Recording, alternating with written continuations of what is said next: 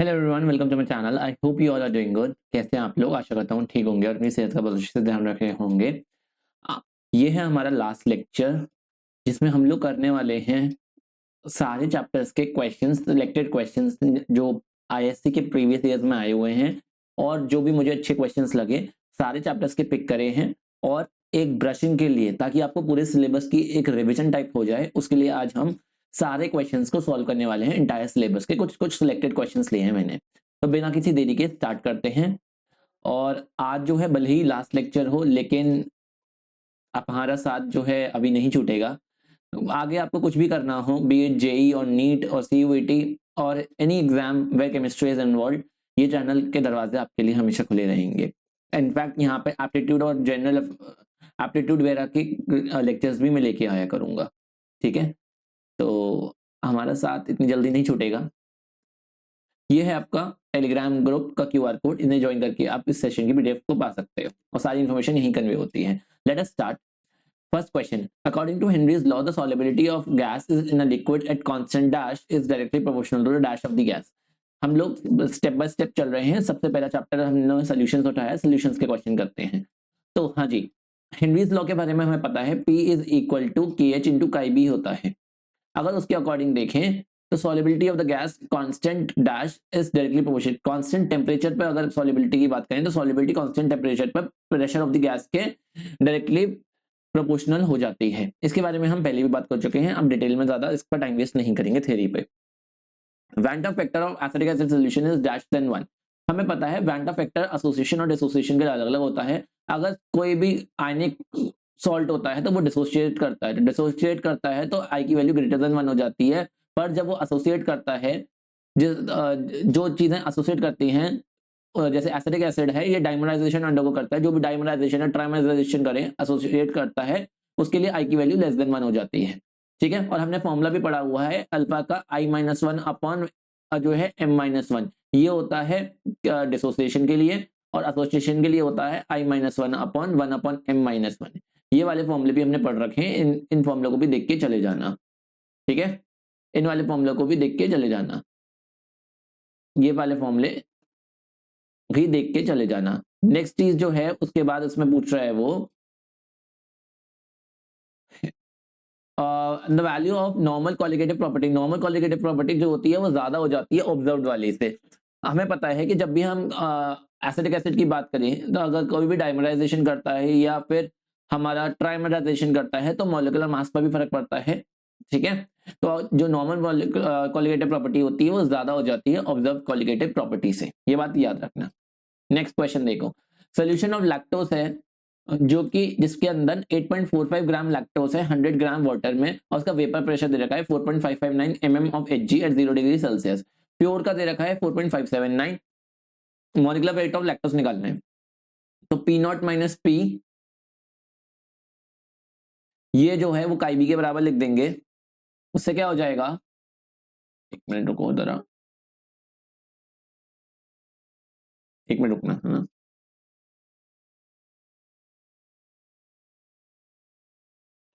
हाँ जी, तो कैसे करेंगे इसे।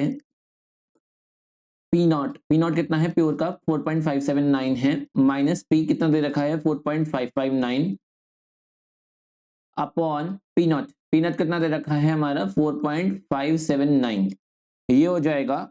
और ये किसके बराबर इक्वेट कर देंगे इसे, ये इक्वेट हो जाएगा काई बी के बराबर हो जाएगा। काई बी को हमें पता है कि N B upon N A plus N B होता है, लेकिन हम इसे जो है एन बी इसके रिस्पेक्ट में बहुत छोटा होता है तो हम इसे nearly equal to N A मान लेते हैं। ये हमें ऑलरेडी पता है, तो बस वही कुछ नहीं करना है, वैल्यू सब्स्टिट्यूट करनी है और इस क्वेश्चन को सॉल्व कर लेना है। जल्दी जल्दी मैं कराऊंगा, बिल्कुल भी वेट नहीं करूंगा, क्योंकि जो है हमारे पास टाइम बहुत ही कम है और आपको भी ये लेक्चर को 1.5x पर देखना है। ठीक है, एनबी देखो, एनबी कितना है 8.45, हमें मॉलिक्यूलर वेट निकालना है इनटू एनए। एनए के लिए यहाँ पे कितना हो जाएगा 100 और यहाँ हो जाएगा 18। 100 ग्राम वो वाटर है ना, 100 अपॉन 18 हो जाएगा। और ये किसके बराबर हो जाएगा, ये बराबर हो जाएगा 4.579 माइनस 4.559 अपॉन 4.579 के बराबर। कैलकुलेट कर लेना, m की वैल्यू जो आएगी, मैंने कैलकुलेट करके नहीं देखी है, m की वैल्यू जो है वो 348.23 आएगी, देख लेना कैलकुलेट करके, ठीक है। मैंने कैलकुलेट करके नहीं देखी है, m की वैल्यू 348.2 जो है 23 आएगी मोलिकुलर वेट। और ये किस में आ जाएगा, ये आ जाएगा ग्राम पर मोल में, ग्राम पर मोल में आ जाएगा मोलिकुलर वेट, ठीक है। नेक्स्ट देखो, why is the freezing point delta TF of 0.4 normal NaCl nearly twice of 0.4 0.4 molar glucose solution। तो डेल्टा टीएफ जो है NaCl का क्यों हो जाता है ट्वाइस 0.4 मोलर ग्लूकोज के, क्योंकि ग्लूकोज के अंदर जो है वो आई की वैल्यू का तो रोल ही नहीं आता, ग्लूकोज जो है वो तो डिसोसिएट करेगा नहीं, तो यहाँ तो आई का फैक्टर आता ही नहीं है, पर जो हमारा NaCl है वो डिसोसिएट कर जाता है Na+ और Cl नेगेटिव में, Na+ एंड Cl नेगेटिव में डिसोसिएट कर जाता है, जिसकी वजह से आई की वैल्यू ग्रेटर देन 1 हो जाती है, आई की जो है इसके अंदर 2 हो जाएगा। इस वजह से जो इसका फ्रीजिंग पॉइंट डिप्रेशन है डेल्टा टीएफ, ये इसका फॉर्मूला होता है I × KF × M, ये फॉर्मूला होता है। KFM तो दोनों के लिए सेम है, लेकिन जो I का फैक्टर है वो NaCl के लिए 2 हो जाएगा, जिस वजह से जो ग्लूकोज है ग्लूकोज से डबल हो जाएगा NaCl का। एक इजी क्वेश्चन था, लेकिन आपको एक कॉन्सेप्ट बताना जरूरी था, क्योंकि एग्जाम में इस वाले टाइप का क्वेश्चन आ सकता है, स्ट्रेट फॉरवर्ड क्वेश्चन नहीं आए, इसके बहुत हाई चांसेस हैं कि आप स्ट्रेट फॉरवर्ड क्वेश्चन का टाइम गया, अब स्ट्रेट फॉरवर्ड क्वेश्चन नहीं आया करेगा एग्जाम में, ठीक है।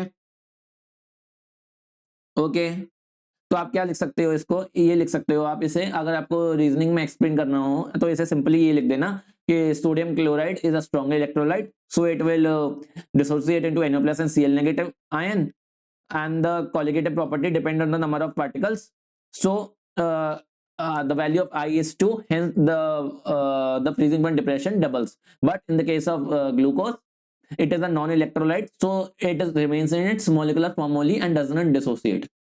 इस तरह से आप लिख सकते हो, एक मैंने रफ बता दिया, बाकी आप लिख सकते हो। नेक्स्ट देखो, डेसिनॉर्मल सोल्यूशन दे रखा है, डेसिनॉर्मल का मतलब क्या होता है, डेसिनॉर्मल सोल्यूशन दे रखा है, डेसिनॉर्मल सोल्यूशन दे रखा है और उससे क्या बोला हुआ है, इसके लिए वो बोल रहा है डेसिनॉर्मल, डेसिनॉर्मल का मतलब क्या है, डेसी यानी 0.1 नॉर्मल सोल्यूशन दे रखा है सोडियम क्लोराइड का। अच्छा, सोडियम क्लोराइड के लिए एन फैक्टर 2 होता है, एन फैक्टर 1 होता है, जिस वजह से इसका मतलब 0.1 मोलर ही है, क्योंकि मुझे पता है normality is equal to N factor into molarity, क्योंकि इसके अंदर एन की वैल्यू 1 ही है, तो मोलैरिटी और नॉर्मलिटी दोनों एक ही होंगी इसकी। उसका ऑस्मोटिक प्रेशर दे रखा है, पाई की वैल्यू दे रखी है 4.82 एटमॉस्फेयर, 4.82 एटमॉस्फेयर इसकी दे रखी है ऑस्मोटिक प्रेशर की वैल्यू। टाइम दे रखा, जो टेम्परेचर दे रखा है वो दे रखा है 27 degree Celsius. Degree of dissociation निकालनी है, तो डिग्री ऑफ डिसोसिएशन निकालने के लिए पहले हम क्या कैलकुलेट करेंगे, total number of ions calculate करेंगे। तो NaCl है, NaCl डिसोसिएट करेगा किसके अंदर, बीच में NaCl डिसोसिएट करेगा तो Na+ देगा और Cl नेगेटिव देगा। पहले क्या होगा, पहले सपोज करो ये 1 था, ये 0 0 थे, उसके बाद क्या होगा, ये अल्फा हो जाएगा, ये अल्फा हो जाएगा, ये 1 माइनस अल्फा हो जाएगा। टोटल पार्टिकल्स कितने हो गए, टोटल पार्टिकल्स हो जाएंगे 1 minus alpha plus alpha plus alpha, alpha से minus alpha plus alpha cancel हो जाएगा, टोटल नंबर पार्टिकल्स हो गए 1 प्लस अल्फा, ठीक है। टोटल नंबर पार्टिकल्स हो गए 1 प्लस अल्फा। वेंटा फैक्टर की वैल्यू क्या होगी, वेंटा फैक्टर की वैल्यू होगी कितने ये पार्टिकल्स हैं अपॉन इनिशियल कितने थे 1, ये हो जाएगी 1 प्लस अल्फा। तो कितने पार्टिकल्स आए डिसोसिएट होने के बाद अपॉन कितने इनिशियल था 1 था, ये हो गई आई की वैल्यू। अब बस pi is equal to ICRT में इक्वेट कर देना है इसे, पाई की वैल्यू कितनी है 4.82 ATM। अगर ATM है तो इसमें हर चीज ATM के अकॉर्डिंग ही आएगी, आर की वैल्यू भी, आई की वैल्यू दे रखी है 1 प्लस अल्फा, आर की वैल्यू 0.0821 लिखेंगे, क्यों, क्योंकि इसका आंसर हमें हाँ जो है ATM में दे रखा है, तो आर की यूनिट भी ATM के अकॉर्डिंग होगी। एग्जाम में देख लेना, एग्जाम में 0.0821 दे रखी है, जो इंस्ट्रक्शंस का पेज होगा फर्स्ट पेज, उसमें बोल रखा होगा कि आर की वैल्यू कौन सी यूज करनी है एग्जाम में, तो वो वाली वैल्यू यूज करना। मैं 0.0821 यूज कर रहा हूँ, लेकिन एग्जाम में आप वही वैल्यू यूज करेंगे जो कि एग्जामिनर ने दे रखी होगी, ठीक है। और टेम्परेचर कितना दे रखा है, टेम्परेचर है आपका 300 केल्विन, इसके बराबर करेंगे तो 4.82 की वैल्यू आ जाएगी 1 प्लस अल्फा, और इसे सॉल्व करेंगे तो ये आ जाएगा अराउंड 2.46। तो 1 प्लस अल्फा की वैल्यू हो गई 4.82 अपॉन 2.46, ठीक है, ये हो गई, और अल्फा की वैल्यू हो गई 4.82 अपॉन 2.46,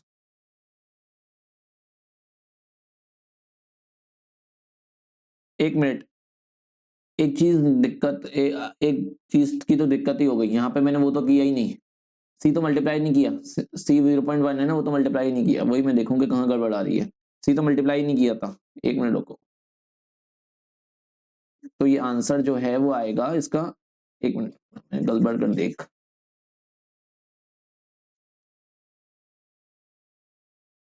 और एक भी आंसर, एक भी जो है मैं कैलकुलेशन करके नहीं देख रहा हूँ, आपके ऊपर छोड़ रहा हूँ कैलकुलेशन को, ठीक है। 0.0 मैं एक बार कैलकुलेट करके देख लेता हूँ, 0.0821 into 300 into 0.1, that is 2.463 into 2.463, 2.463,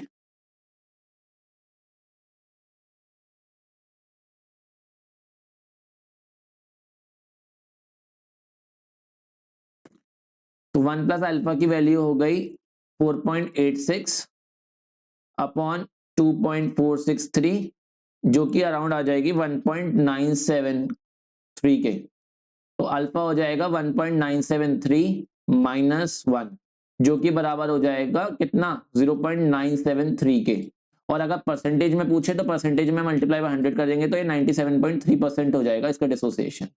कितना हो जाएगा, 97.3% डिसोसिएशन हो जाएगा, इसका आंसर आ जाएगा। ये मैंने तब है जब मैंने अल्फा की वैल्यू को 0.08, वो मैंने आर की वैल्यू को 0.0821 लिखा है।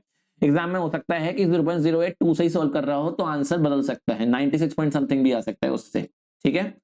ये है आपका सोल्यूशन। नेक्स्ट क्वेश्चन देखो, सोल्यूशन है जिसमें 0.5 ग्राम KCl है 100 ग्राम वाटर के अंदर, और क्या दे रखा है इसके अंदर, 0.5 ग्राम KCl है 100 ग्राम वाटर के अंदर, और ये फ्रीज कर रहा है -0.24 डिग्री सेल्सियस के ऊपर। डिग्री ऑफ डिसोसिएशन निकालनी है। डिग्री ऑफ डिसोसिएशन किस तरीके से निकालेंगे, सबसे पहली बात तो हम लोग क्या करेंगे, इसके अंदर ऑब्जर्व मॉलिक्यूलर मास निकालेंगे। मुझे पता है कि KCl का जो मॉलिक्यूलर मास आता है वो क्या हो जाएगा, वो तो 39 प्लस 35.5 है, ठीक है। ये तो इतना है ही, ये क्या है, ये आ जाएगा 74.5। ये क्या है, ये तो नॉर्मल वाला है, ये तो हमें पता ही है कि होता है ये वाला तो, लेकिन हम निकालेंगे ऑब्जर्व वाला, और जब ऑब्जर्व निकालेंगे तभी तो हम लोग आई की वैल्यू कैलकुलेट कर पाएंगे। इसके लिए आई की वैल्यू जो आएगी, मैं आपको आंसर पहले बता देता हूं, क्योंकि ये KCl जो है K प्लस और Cl नेगेटिव में डिसोसिएट करता है, तो अगर ये पूरा 100% डिसोसिएट कर गया होता, अगर पूरा 100% डिसोसिएट कर गया होता तो आई की वैल्यू आ जाती 2, और जो मॉलिक्यूलर मास है वो मॉलिक्यूलर मास 74.5 ही आता, और अल्फा की वैल्यू भी 100% आती, डिग्री ऑफ डिसोसिएशन का आंसर 100% ही आता, आई की वैल्यू 2 ही आती, और जो मॉलिक्यूलर मास है वो 74.5 ही आता। लेकिन इसमें क्या ट्विस्ट है, इसमें ये ट्विस्ट है कि वो 100% डिसोसिएट नहीं करा। इसका मतलब है आई की वैल्यू जो आंसर मैं कैलकुलेट करूंगा, अब आंसर में आई कैलकुलेट करने वाला हूं, उसकी वैल्यू 2 के आसपास ही आनी चाहिए। अगर मैं 2 के आसपास नहीं आ रही वैल्यू, मैं तो मैंने आंसर में गड़बड़ करी है, ठीक है। ये आपके लिए हिंट है आंसर को अप्रोच करने की, जब एग्जाम में करोगे तो ये चीज ध्यान में रख के करना। और जो वैल्यू आपकी इसकी आएगी मॉलिक्यूलर मास की, वो मॉलिक्यूलर मास की वैल्यू 74.5 का हाफ के आसपास आएगी। इसका हाफ आनी चाहिए, क्यों, क्योंकि जो डिसोसिएट करे उसका मॉलिक्यूलर मास हाफ हो जाता है, और जो एसोसिएट करता है उसका मॉलिक्यूलर मास डबल हो जाता है। जैसे 60 होता है, ग्लूकोज का 60 आता है, तो 20 हो जा वो 120 आ जाता है। इसी तरह से जो वैल्यू आएगी वो इसका मॉलिक्यूलर मास जो आएगा ऑब्जर्व्ड वाला, उसकी वैल्यू 74.5 अपॉन 2 इसके आसपास आएगी। मैंने कहा आसपास, it will be near to 74.5 upon 2, it won't be exactly equal to half, ठीक है। ऐसी आनी चाहिए, ये इसको बेस बना के आपको क्वेश्चन को सॉल्व करना है। ये चीज दिमाग में रखनी है कि अगर आपका आंसर नहीं आ रहा है ऐसा, तो मतलब आप आंसर में कुछ ना कुछ गड़बड़ कर रहे हो। ओके, बस कुछ नहीं है, सॉल्व करते हैं। क्या करेंगे, डेल्टा TF है, डेल्टा TF को लिख देंगे हम I into KF into M, ये लिखेंगे। डेल्टा TF कितना आ जाएगा, 0.24, किसके बराबर हो जाएगा, I into KF into M के हो जाएगा। और क्योंकि I का फैक्टर हमें जो है अभी निकालना ही है, तो I को यहां पर इंक्लूड नहीं कर रहे हैं, क्योंकि अगर I का फैक्टर इंक्लूड कर लिया तो फिर क्वेश्चन सॉल्व ही नहीं हो पाएगा। KF कितना है, 1.86 इंटू M कितना आ जाएगा, मोलालिटी कितनी है, 0.5 ग्राम है, अपॉन मुझे नहीं पता कितने में निकालना है, और ये जो है वो 100 ग्राम सॉल्वेंट है इसके अंदर, इसे ऐसे कर लेंगे तो m जो आएगा आपका m वो आ जाएगा 70 नहीं 38.75। ये है ऑब्जर्व्ड वाला मॉलिक्यूलर मास है। ये आना चाहिए था कितना 38.7 जो है 74.5 डिवाइडेड बाय 2 37.25 आना चाहिए था, यानी नियरली 37.25 के अराउंड होना चाहिए था इसका आंसर, और आ रहा है 38.75, तो क्वाइट क्लोज, आसपास ही है। ठीक है, हाँ जी, तो आसपास ही है। मॉलिक्यूलर मास ऑब्जर्व्ड आ गया। अब आई की वैल्यू क्या होती है? पहली बात तो अब अच्छा एग्जाम में ये याद नहीं रखें ना ऊपर कौन सा रखें नीचे कौन सा रखें, ऊपर नॉर्मल वाला आएगा या ऊपर ऑब्जर्व्ड वाला आएगा, तो बस ये याद रख लेना ऊपर वही जो भी आंसर आई का आएगा वो आई हमेशा ग्रेटर देन 1 आएगा। इसके अंदर आई जो होगा ग्रेटर देन 1 होगा। क्यों? क्योंकि इसके अंदर डिसोसिएशन हो रहा है, डिसोसिएट करके आई की वैल्यू डबल होनी है, आई का आंसर 2 के आसपास आना है। तो 2 तभी आ सकता है जब क्या करें नॉर्मल वाले को ऊपर रखेंगे और जो ऑब्जर्व्ड वैल्यू आई है उसको नीचे रखेंगे, तभी हो सकता है ये। तो इसका आंसर लगभग 2 के आसपास आना चाहिए और इसका आंसर आ जाएगा 1.92। आई का आंसर 1.92 आ जाएगा, मतलब हम अभी तक सही चल रहे हैं। इससे हम क्रॉस चेक कर सकते हैं अपने आंसर को, एग्जाम में ये चीज ध्यान रख लेना। ठीक है, 1.92 के आसपास आ जाएगा आई। अब बस आई हमें पता चल गया, तो क्या करेंगे अब बस अल्फा निकाल सकते हैं। कैसे? वही जो अभी हमने लास्ट क्वेश्चन में किया, KCl जो होता है वो K प्लस और Cl नेगेटिव देता है, ये 1 है, ये कुछ भी नहीं होंगे, ये अल्फा, ये 1 माइनस अल्फा, टोटल पार्टिकल्स कितने हो गए 1 minus alpha plus alpha plus alpha, इससे ये क्रॉस आउट हो गया, कितने हो गए 1 प्लस अल्फा, 1 प्लस अल्फा हो गए। बस कुछ नहीं करना, आई की वैल्यू 1.92 है, ये हो जाएगी 1 प्लस अल्फा अपॉन 1, यानी after dissociation upon before dissociation. ठीक है, तो अल्फा की वैल्यू क्या आ जाएगी 1.92 माइनस 1, अल्फा की वैल्यू कितनी आ जाएगी? अल्फा की वैल्यू आ जाएगी 1.92 माइनस 1, तो यानी कितना आ जाएगा अल्फा? अल्फा आ जाएगा 0.2। ठीक है, अल्फा कितना आ जाएगा? अल्फा आ जाएगा 0.2।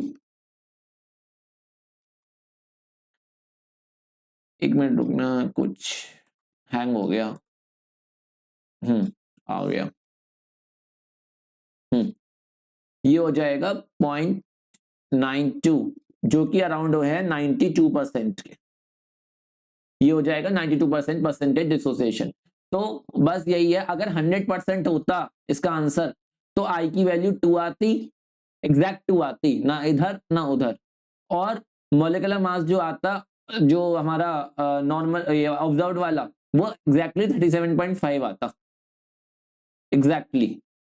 पर ऐसा नहीं हुआ है, तो मतलब हमारा जो है पूरा डिसोसिएट नहीं करा है, सिर्फ 92% डिसोसिएट किया है। इस तरीके से आप क्रॉस चेक कर सकते हो। आगे मूव करते हैं नेक्स्ट क्वेश्चन की तरफ। बस जो आपके सॉल्यूशंस चैप्टर था इसके अंदर हमें यही क्वेश्चन प्रैक्टिस करने थे। इससे आपको एक आइडिया लग गया कि किस टाइप के क्वेश्चन आएंगे। बस एक आइडिया देने के लिए ये सेशन, मैंने ये नहीं कह रहा हूँ कि इस सेशन में से ही क्वेश्चन फंसेंगे, बस पूरे सिलेबस का रिविजन करा रहा हूँ मैं इस सेशन के थ्रू। ठीक है, हाँ जी। अब इलेक्ट्रोकेमिकल सेल किस में कन्वर्ट करता है? किसे कन्वर्ट करता है? किसमें? तो केमिकल एनर्जी को किसमें कन्वर्ट करता है? ये कन्वर्ट कर देता है केमिकल एनर्जी को किसमें? इलेक्ट्रिकल एनर्जी में। मोलर कंडक्टेंस क्या होता है डाइल्यूशन के संग, वाइल स्पेसिफिक कंडक्टेंस क्या होती है डाइल्यूशन के संग। इससे मैंने आपको पीडीएफ में भी दे रखा है और इसका पूरा डिटेल में रीजन बता रखा है मैंने। मोलर कंडक्टेंस का क्या ट्रेंड रहता है डाइल्यूशन के साथ और इक्विवेलेंट कंडक्टेंस का क्या ट्रेंड रहता है डाइल्यूशन के संग। इस रीजनिंग को हल्के में मत लेना क्योंकि ये रीजन इंपॉर्टेंट है, एग्जाम में इस रीजन के आने के काफी चांसेस हैं। ठीक है, मोलर कंडक्टेंस क्या होती है डाइल्यूशन के संग और स्पेसिफिक कंडक्टेंस क्या होती है डाइल्यूशन के संग। हाँ जी, मोलर कंडक्टेंस क्या होती है? इंक्रीज करती है, जबकि स्पेसिफिक कंडक्टेंस डिक्रीज करेगी। क्यों? क्योंकि स्पेसिफिक कंडक्टेंस में क्या हुआ मैंने बताया था आपको, 1 लीटर से हमने 2 लीटर कर दिया तो क्या हो गया मोलर कंडक्टेंस। ये वाला ग्राफ पोल-रॉड्स वाला याद रखा करो हमेशा, ये वाला ग्राफ याद रखा करो हमेशा। यहाँ पे क्या हो रहा है, मोलर कंडक्टेंस जो होती है वो इंक्रीज कर रही है इस तरीके से, और स्पेसिफिक कंडक्टेंस क्या होगी, number of ions per unit volume क्या करेंगे, डिक्रीज करेंगे। जहां 1 लीटर में x आयन थे अब वहां 2 लीटर में x आयंस हो गए, तो number of ions per unit volume क्या हो गया, डिक्रीज कर गया, तो स्पेसिफिक कंडक्टेंस भी डिक्रीज कर जाएगी। ये बात याद रखना। तो जो आपकी स्पेसिफिक कंडक्टेंस है वो डिक्रीज कर जाएगी। ओके, नेक्स्ट आगे बढ़ते हैं नेक्स्ट क्वेश्चन की तरफ। अरेंज करना है रिड्यूसिंग पावर में। तो मैंने आपको पहले भी बताया हुआ है कि जो सीरीज में इलेक्ट्रोकेमिकल सीरीज में जो ऊपर होगा ये इसमें बोलूंगा अगर मैं more the electro reduction potential in negative, यानी जितनी ज्यादा नेगेटिव में होगी वो उतना ज्यादा ऑक्सीडेशन करेगा और वो उतना अच्छा क्या कहते हैं वो एनोड पर प्रेफर्ड होगा। जितनी ज्यादा नेगेटिव में होगी वो उतना अच्छा क्या करेगा, वो more the electro reduction potential in negative, वो उतना अच्छा क्या करेगा, वो उतना अच्छा ऑक्सीडेशन करेगा। क्या करेगा, ऑक्सीडेशन करेगा। तो देखो यहाँ पे सबसे ज्यादा नेगेटिव में किसकी है, ये है। तो ये सब क्या करेगा, ये इस इन सब में ये जो होगा ये बेस्ट जो होगा इसकी, ये क्या करेगा, बेस्ट ऑक्सीडेशन करेगा। तो ये बेस्ट रिड्यूसिंग एजेंट का काम करेगा इस क्वेश्चन में। मैंने ये नहीं कहा हमेशा के लिए, ये चीज मैंने बोला है कि एब्सोल्यूट नहीं होती, रिलेटिव होती है। तो ये डिपेंड करता है कि हम किस क्वेश्चन में किस चीज की बात कर रहे हैं। अगर इस क्वेश्चन के अकॉर्डिंग चलें तो इस क्वेश्चन के अंदर ये जो है ये बेस्ट काम करेगा रिड्यूसिंग एजेंट का। ठीक है, lower the electro reduction potential it will undergo better oxidation and will act as good reducing agent. ये बात याद रखना। ओके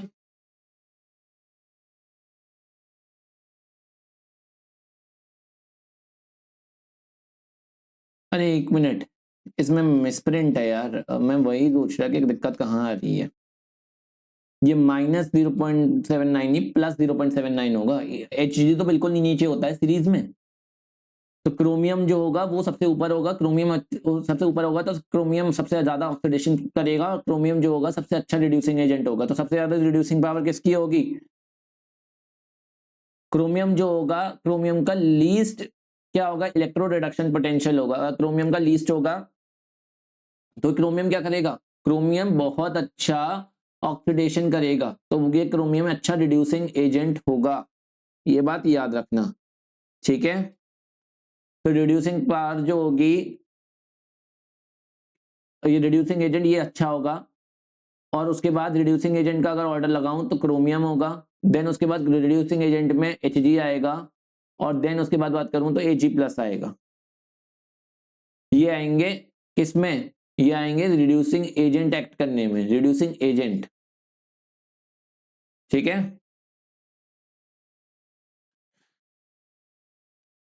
अरे मैंने फिर ऑर्डर गलत लगा दिया। क्रोमियम का सबसे कम है ना, तो क्रोमियम अच्छा रिड्यूसिंग एजेंट है ना, एरो उल्टे लगा दिए, ये होंगे एरोस। क्रोमियम का सबसे कम क्या कहते हैं, इलेक्ट्रो रिडक्शन पोटेंशियल है। इसका मतलब क्या है, क्रोमियम अच्छा ऑक्सीडेशन करेगा, क्रोमियम अच्छा रिड्यूसिंग एजेंट होगा। तो ऑर्डर ये होगा, क्रोमियम अच्छा होगा, देन Hg आएगा एंड देन Ag+ आएगा। Ag+ का सबसे कम होगा। ठीक है, ओके। क्रोमियम जो होगा वो अच्छा रिड्यूसिंग एजेंट होगा, then Hg and then Ag। आगे बढ़ते हैं, आगे बढ़ते हैं। ये देखो ये वाला क्वेश्चन है, इसमें क्या है, कॉपर का सेल दे रखा है सिल्वर के साथ और रिडक्शन पोटेंशियल निकालनी है। स्टैंडर्ड रिडक्शन पोटेंशियल कॉपर के लिए दे रखी है 0.39 और सिल्वर के लिए दे रखी है 0.8। जिसकी कम होती है वो एनोड का इतना एक्ट करता है, तो यानी एनोड हो गया ये जो हो गया वो हो गया एनोड। और ये कैसे एक्ट करेगा, ये एक्ट करेगा कैथोड की तरह, ये एक्ट करेगा कैथोड की तरह। तो ई नॉट ऑफ सेल कैसे निकालेंगे, ई नॉट ऑफ सेल हो गया E not of cathode minus anode, तो कैथोड माइनस एनोड कर देंगे तो 0.8 माइनस 0.39 आंसर आ जाएगा। कितना आ जाएगा, 0.41 वोल्ट्स। ये आ गया ई नॉट ऑफ सेल। अब ई नॉट ऑफ सेल आ चुका है हमारे पास। अब ई नॉट ऑफ सेल आने के बाद हमें क्या करना है, नॉस्ट इक्वेशन लिखनी है। और नॉस्ट इक्वेशन लिखने के बाद हमारा नॉस्ट इक्वेशन के अंदर क्या होगा, एनोड की तरह कौन एक्ट कर रहा है,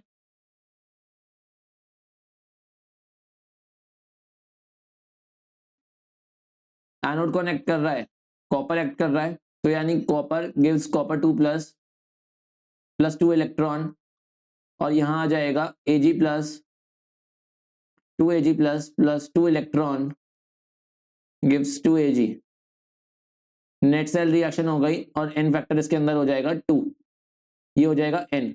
तो ई ऑफ सेल क्या आ जाएगा, ई ऑफ सेल आ जाएगा ई नॉट ऑफ सेल जो कि है 0.41 माइनस 0.0591 अपॉन 2 लॉग कॉपर के कॉन्सेंट्रेशन, कॉपर की कितनी रखी है 0.13 अपॉन Ag प्लस का स्क्वायर यानी 0.01 का स्क्वायर। सॉल्व कर लेंगे, इससे ई ऑफ सेल आ जाएगा। मैं बता देता हूं ई ऑफ सेल का आंसर कितना आएगा। एक मिनट रुकना, ई ऑफ सेल का मैं आंसर बता देता हूं। ये आंसर आ जाएगा आपका final E of cell reduction potential of calculate the reduction potential of electrode. The standard reduction potential for copper and silver ions are this. Calculate the EMF of the cell, write the cell reaction and is the cell spontaneous? Why? ये पूछा गया है। तो क्या हो जाएगा answer,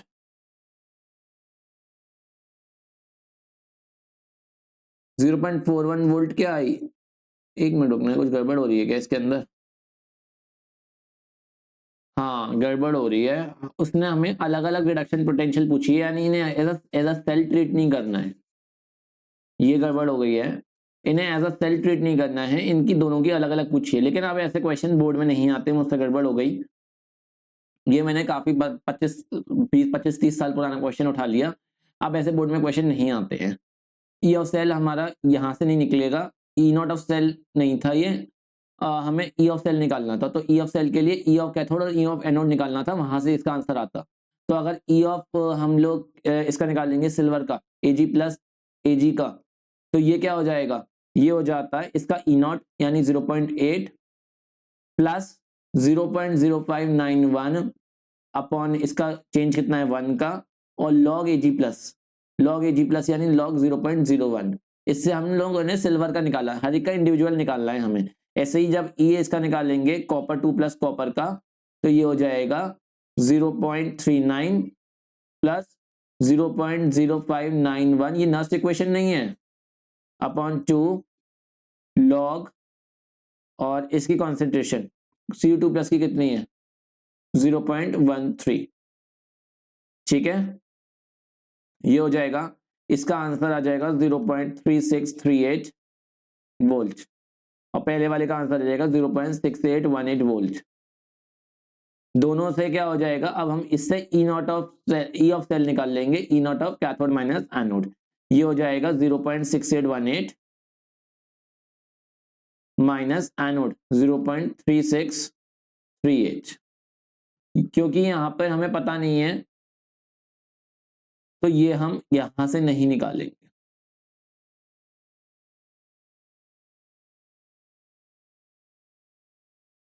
ठीक है, यहां से नहीं निकालेंगे क्योंकि उसने ईएमएफ अलग अलग उससे निकलवाने को बोला है। तो इसका आंसर आ जाएगा आपका 0.3638 वोल्ट, नो सॉरी 3180 वोल्ट। इस टाइप के क्वेश्चंस हम नहीं देखने को मिलते हैं, तो इस वाले क्वेश्चन पर ज्यादा ध्यान मत देना।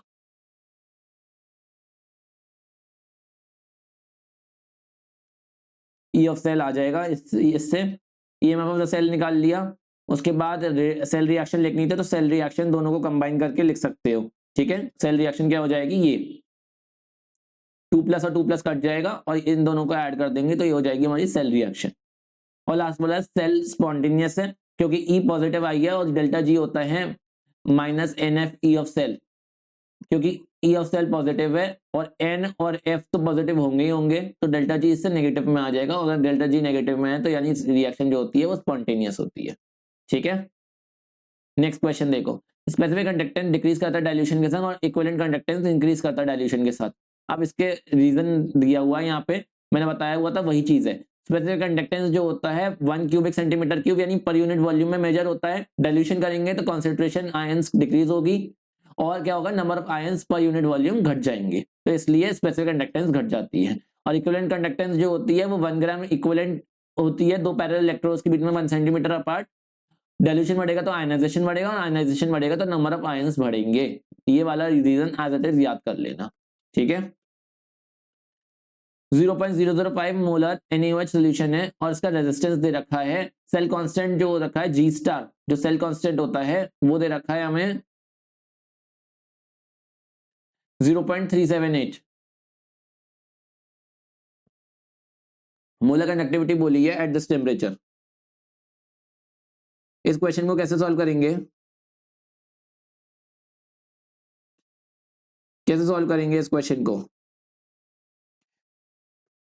मोलर कंडक्टिविटी का फॉर्मूला लगाएंगे, डेल्टा सी एम क्या हो जाएगा, ये हो जाएगा cell constant 1000 into cell constant G star upon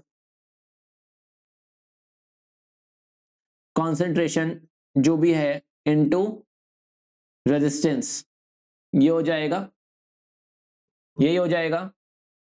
formula लगाओ, आंसर निकालो, आंसर आ जाएगा इसका 239.24 साइमन सेंटीमीटर स्क्वायर पर मोल। ये आंसर आ जाएगा इसका, चेक कर लेना, मैंने कैलकुलेट करके नहीं देखा है, ठीक है, मैंने कैलकुलेट करके नहीं देखा है। रेजिस्टेंस होता है rho L by A. Conductance क्या होता है, ये हो जाता है आपका 1/r इज इक्वल टू 1/रो ए बाय एल, और यही हमारा G स्टार बन जाता है।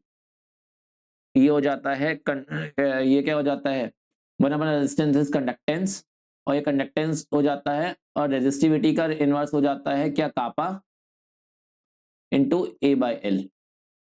ए by L is G star, ठीक है।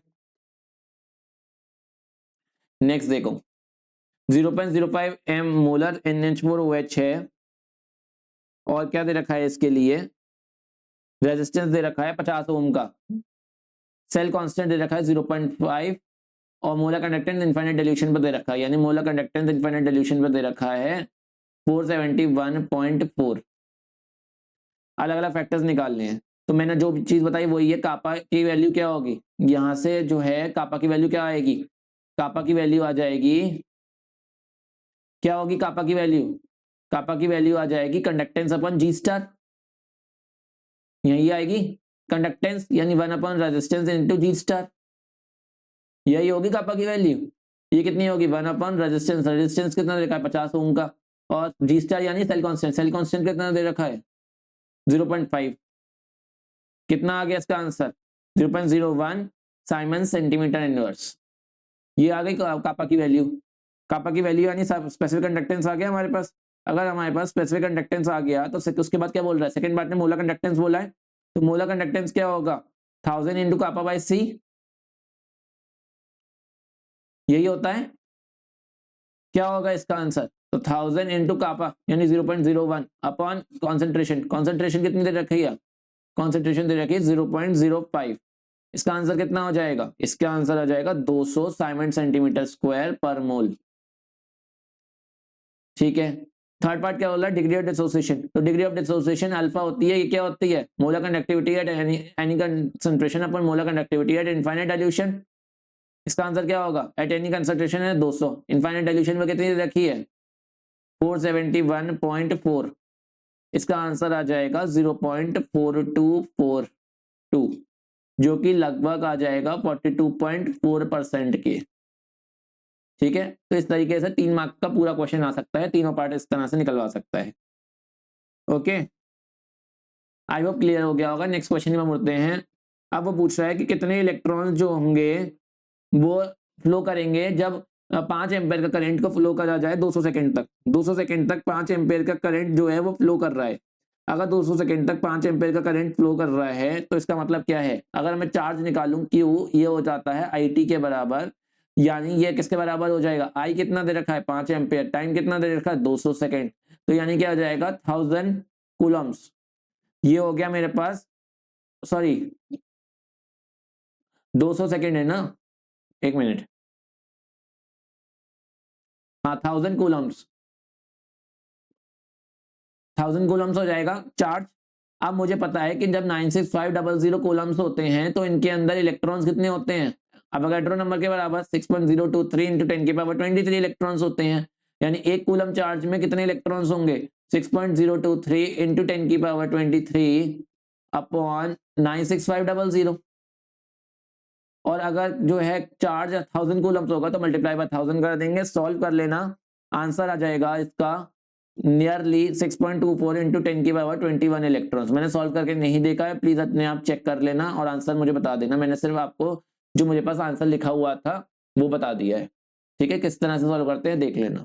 नेक्स्ट देखो, जल्दी जल्दी इसलिए करा रहा हूं क्योंकि हमारे पास टाइम नहीं है और जल्दी जल्दी हमें खत्म करना है, आपका भी टाइम वेस्ट ना हो, इसलिए मैं जल्दी जल्दी करा रहा हूँ। रिएक्शन एक्स और वाई के बीच में फर्स्ट ऑर्डर की है एक्स के रिस्पेक्ट में और सेकंड ऑर्डर की है वाई के रिस्पेक्ट में। कंसंट्रेशन एक्स की हाफ हो गई और वाई की डबल हो गई, यानी रेट जो होगी वो के एक जो एक्स की ये एक्स के रिस्पेक्ट में फर्स्ट ऑर्डर की है, ए नहीं एक्स के रिस्पेक्ट में, एक्स के रिस्पेक्ट में रिएक्शन जो है वो फर्स्ट ऑर्डर की है।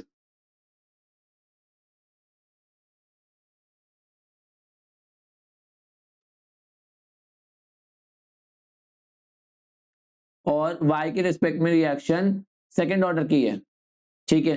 x की कंसंट्रेशन हाफ हो गई, अब r डैश क्या होगा कि x की कंसंट्रेशन हाफ हो गई यानी x/2 की पावर 1 और y की डबल हो गई यानी 2y का स्क्वायर, यानी r डैश क्या हो गया k into x by 2 into 4y square, यानी ये 2 से ये गया तो ये क्या हो जाएगा, this is equals to 2 times of K X Y square.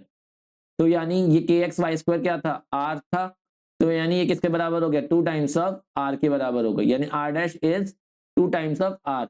अगर R dash 2 times of R है इसका मतलब क्या हो गया, अगर आर डैश,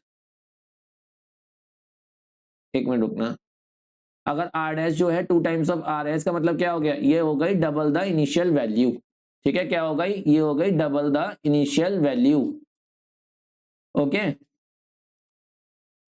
नेक्स्ट देखो, बहुत बच्चों को इन वाले क्वेश्चंस में डाउट आ रहा था, ये वाला क्वेश्चन देख लो एक बार दोबारा से। वो बोल रहा है कि ये रिएक्शन दे रखी है, इसके लिए रेट दे रखी है, overall rate of the reaction निकालनी है, तो हम पहले उन दोनों को पकड़ते हैं जिनसे हम जिन्हें डिवाइड करके 1 आ जाए। तो कोई भी रेट उठा लो, अगर हमें एनओ के रिस्पेक्ट में निकालनी है तो देखो जहां पर दो एनओ सेम जैसे हो, देखो ये दोनों एनओ सेम है, इन दोनों को ले लेते हैं टेकिंग 1 and 3, तो 4.6 इंटू 10 की पावर -3 अपॉन 9.2 इंटू 10 की पावर -3 किसके बराबर हो जाएगा, ये बराबर हो जाएगा एनो, एनो दो है दोनों के सेम हो गए तो क्रॉस हो जाएंगे, 0.4 अपॉन 0.4 इस तरीके से हो जाएगा, कैंसल आउट हो जाएगा, और ये क्या हो जाएगा 0.4 अपॉन 0.8 की पावर बी, इसे ए मान लो, इसकी पावर ए, ठीक है। तो अगर इन दोनों ये इससे ये चला गया और 4.6 और 9.2 कैसे चला जाएगा, 1/2 हो जाएगा, 1/2 की वैल्यू क्या हो जाएगी, 1/2 की पावर बी। इसका मतलब क्या हो गया, इसका मतलब हो गया बी की वैल्यू कितनी हो जाएगी 1, बी की वैल्यू 1 है, मतलब जो H2 है उसके रिस्पेक्ट में रिएक्शन फर्स्ट ऑर्डर की है, H2 के रिस्पेक्ट में रिएक्शन फर्स्ट ऑर्डर की है, इसका मतलब ये हो गया, ठीक है।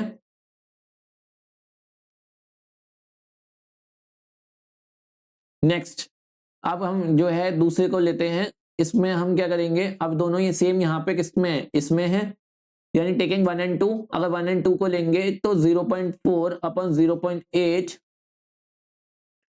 की पावर ए और 0.4 अपॉन 0.4 यानी 1 की पावर बी इसके बराबर हो जाएगा 4.6 अपॉन 18.4, 10 की पावर -3 से 10 की पावर -3 क्रॉस आउट हो जाएगा, यानी 1/2 की पावर ए बराबर हो जाएगा 1/2 की पावर कितनी हो जाएगी, ये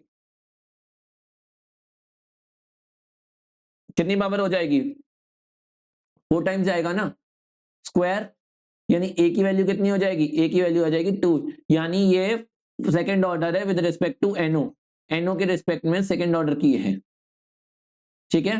तो ओवरऑल ऑर्डर क्या आ जाएगा, दो इसका एक इसका, ओवरऑल ऑर्डर क्या आ जाएगा, थर्ड ऑर्डर की हो जाएगी, ओवरऑल कितने की हो जाएगी, ओवरऑल थर्ड ऑर्डर की हो जाएगी रिएक्शन, ओके। समझ में आई आपको बात। नेक्स्ट पूछ रहा है कि रेट लॉ कैसे लिखेंगे, तो रेट लॉ हो जाएगा R इज इक्वल टू के, और NO के रिस्पेक्ट में सेकेंड ऑर्डर की है, जबकि H2 के रिस्पेक्ट में रिएक्शन कैसी है, फर्स्ट ऑर्डर की है, तो ये हो जाएगा रेट लॉ। और रेट कांस्टेंट की वैल्यू कैसे निकालेंगे, कोई सी भी रेट ले लो जो तुम्हें पसंद हो, उससे निकाल सकते हो। जैसे मैं फर्स्ट ले लेता हूँ, फर्स्ट से निकाल लेता हूँ। फर्स्ट से कैसे निकलेगी, 4.6 इंटू 10⁻³ इज इक्वल टू के, और NO की कॉन्सेंट्रेशन कितनी दे रखी है, 0.4 दे रखी है, और NO कैसा सेकंड ऑर्डर है तो इसका स्क्वायर हो जाएगा। H2 की कॉन्सेंट्रेशन क्या दे रखी है फर्स्ट वाले में, 0.4, तो 0.4 और इसकी पावर 1 हो जाएगी। सॉल्व कर लेंगे, के की वैल्यू आ जाएगी इससे, और ये वैल्यू आ जाएगी 0.0718, ये वैल्यू आ जाएगी। ठीक है, यूनिट आप अपने आप डिटरमाइन कर सकते हो, और यूनिट डिटरमाइन कर लेना, डिवाइड करके यूनिट भी आ जाएगी। यूनिट आ जाएगी आपकी, जो भी यूनिट आए देख लेना, है ना, मैंने सॉल्व करके नहीं देखा, यूनिट देख लेना इसकी। अब नेक्स्ट क्वेश्चन है कि शो करना है कि जो टाइम 75% रिएक्शन के लिए जो टाइम लगता है वो ट्वाइस होता है 50% के टाइम के। तो देखो ये बात तो लॉजिकल है, कोई भी चीज है जो 50% खत्म हो गई, सपोज करो A0 थी, कोई भी चीज A0 थी, ये मान के चलो, अगर T हाफ हो गया यानी 50% टाइम हो गया, तो वो चीज कितनी हो गई होगी, A0/2 हो चुकी होगी। कब, जब हाफ टाइम खत्म हो गया। ठीक है, अब क्या होगा, सपोज करो x टाइम था उतने में, अब कितना हुआ, फिर से उतना ही टाइम लगा, x टाइम और लगा, तो कितनी हो जाएगी वो चीज, A0/4 और हो चुकी होगी वो, फिर हाफ टाइम लगा, इस टाइप से वो चीज कितनी हो जाएगी। या तुम ऐसे करो, तुम जो है सॉल्व करके दिखा देता हूं तुम्हें, ऐसे समझ नहीं आएगा। ये मैंने एक क्वेश्चन कराया था 30 मिनट 90 मिनट वाला, उसमें बताई थी मैंने ये वाली चीज। चलो खैर छोड़ो, हम लोग ऐसे सॉल्व करके देख लेते हैं। ठीक है, और एग्जाम में कौन सा एग्जामिनर को ऐसे बताना है, ये तो अपने समझने के लिए होता है ना, एग्जामिनर तो प्रूफ ही चाहेगा। टाइम फॉर 75% ऑफ रिएक्शन, 75% के लिए टाइम कितना होगा, टाइम हो जाएगा 1/k ln A0 minus x, मतलब A0 तो क्या मतलब होता है जितनी स्टार्टिंग में था, और A0 माइनस एक्स 75% कंप्लीट हो गई, तो कितनी बची 25%, यानी 25% ऑफ A0, 25% ऑफ A0, 100 ऊपर जाएगा तो ये हो जाएगा, किससे क्या होगा, A0 से A0 कैंसिल, और 25 इंटू 4, तो T75% कितना हो जाएगा, T75% आ जाएगा ln 4/k। ठीक है, अब T50% रिएक्शन के लिए कितना टाइम लगता है, ln 2/k, ये तो हमें पता ही है। तो क्या T75%, और इसे क्या लिख सकते हैं, ln 4 को इसे लिख सकते हैं 2ln 2/k, और ln 2/k क्या है, ये ln 2/k पूरा क्या है, ये ln 2/k पूरा T50% है, T50% के बराबर है, यानी T75 जो है वो 2 टाइम्स हो गया T50% के। इसका मतलब ये हो गया ना, और यही प्रूव करना था, हेंस प्रूव्ड, प्रूव हो गया। नेक्स्ट देखो, डिकम्पोजिशन ए का प्रोडक्ट में दे रखा है, इसकी वैल्यू दे रखी है हमारे को के की 10 डिग्री सेल्सियस पर, एनर्जी ऑफ एक्टिवेशन यानी ए की वैल्यू दे रखी है, पूछ रहा है कि के की वैल्यू इतनी कब होगी। क्या करेंगे, इसे ln k2/k1 वाला फॉर्मूला लगाएंगे, और क्या करेंगे, ln k2/k1 is equal to minus EA/R 1/T2 minus 1/T1। क्या यही करेंगे, बताना सही लिखा है क्या फॉर्मूला, फॉर्मूला सही लिखा है क्या, एक बार बताना।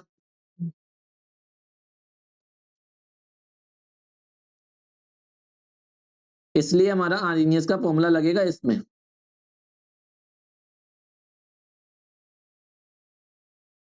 फॉर्मूला सही लिखा है क्या, नहीं फॉर्मूला सही नहीं लिखा है, या माइनस नहीं आएगा ये। ठीक है, और हम इसे लॉग में कर लेंगे, जब लॉग में करेंगे तो क्या हो जाएगा, लॉग में k2/k1 is equal to EA upon 2.303 R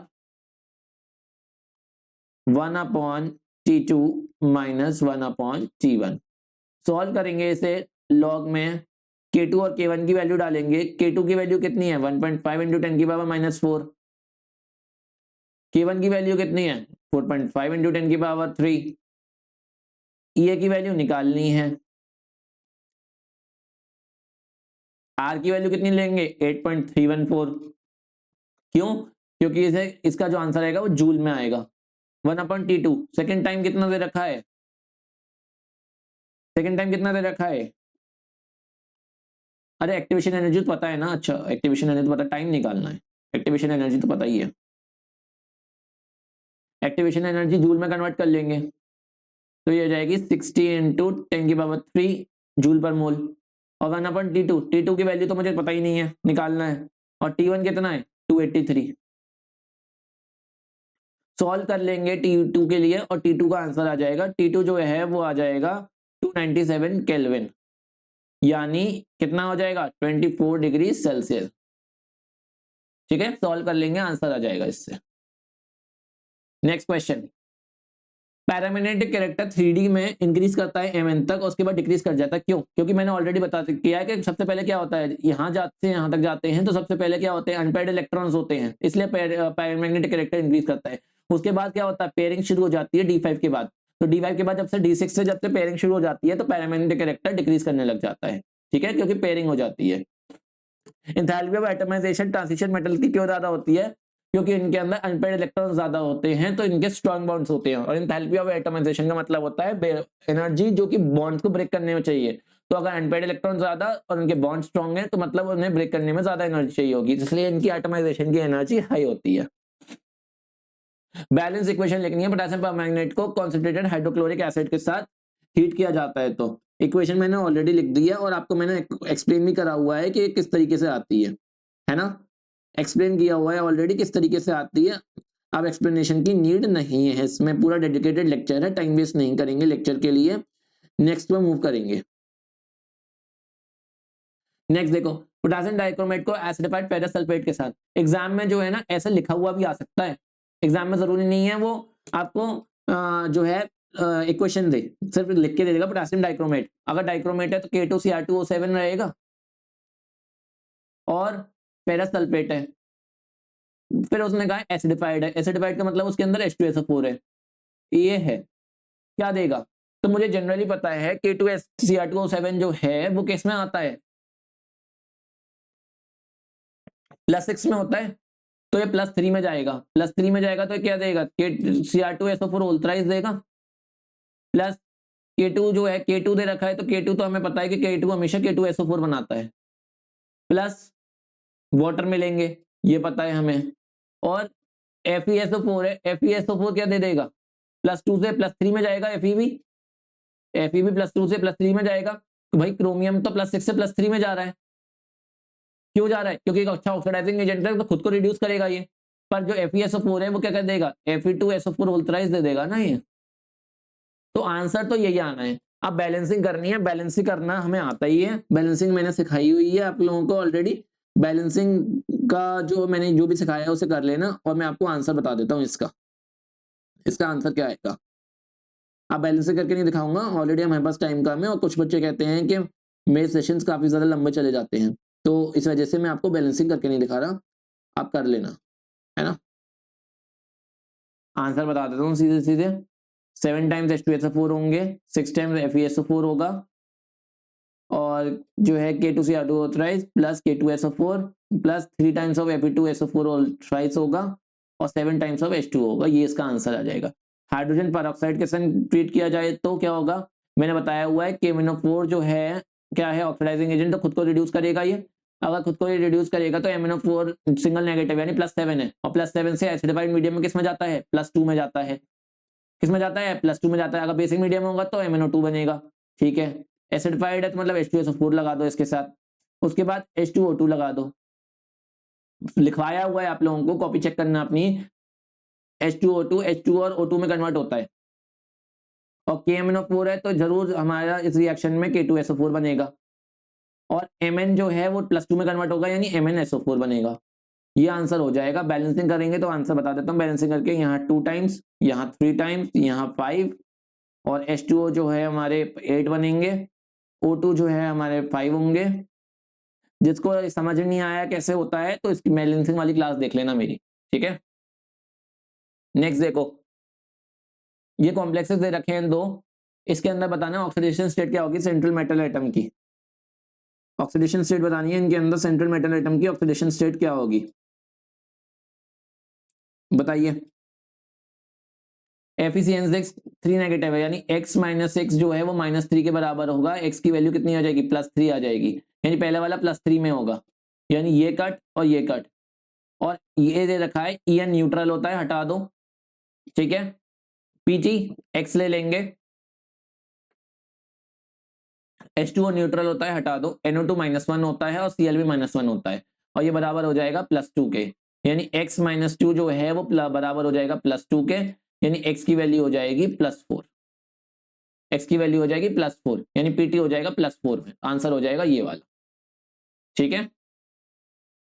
next देखो, कोऑर्डिनेशन कॉम्प्लेक्स दे रखा है ये, इसमें हमारे को सबसे पहले क्या करना है, कोऑर्डिनेशन कॉम्प्लेक्स दे रखा है, इसमें सबसे पहले हमें इसका IUPAC नेम लिखना है, उसके बाद क्या करना है, इसके बाद इसके अंदर मेरे को ऑक्सीडेशन नंबर बताना है कोबाल्ट का, तो कोबाल्ट का पहले ही बता देता हूँ ऑक्सीडेशन नंबर, x + 6 × 0, अमोनिया जो होता है न्यूट्रल होता है, इज इक्वल टू +3, तो x की वैल्यू कितनी हो जाएगी, +3 हो जाएगी, तो x +3 है, तो ये ऑक्सीडेशन नंबर कितना हो गया, +3 आ गया। उसके बाद पूछ रहा है IUPAC नेम क्या हो जाएगा इसका, तो IUPAC नेम क्या हो जाएगा इसका, IUPAC नेम हो जाएगा हेक्साअमीन,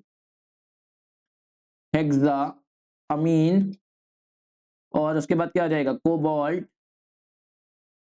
3, हेक्साअमीन कोबाल्ट 3। हाइब्रिडाइजेशन कितनी हो जाएगी, हाइब्रिडाइजेशन कितनी हो जाएगी इसकी, कोबाल्ट का कॉम्प्लेक्स है, कोबाल्ट का कौन सा कॉम्प्लेक्स है, कोबाल्ट का 3 है, यानी D7 4s2 है, तो ये हो जाएगा D6 कॉम्प्लेक्स, D6 कॉम्प्लेक्स है, इसकी हाइब्रिडाइजेशन क्या हो जाएगी, इसकी इनर ऑर्बिटल कॉम्प्लेक्स बनेगा, मैं डायरेक्टली बता देता हूँ, इसकी हाइब्रिडाइजेशन हो जाएगी D2sp3, D2sp3। मैग्नेटिक बिहेवियर क्या रहेगा, अगर D6 है इस तरह से रहेगा,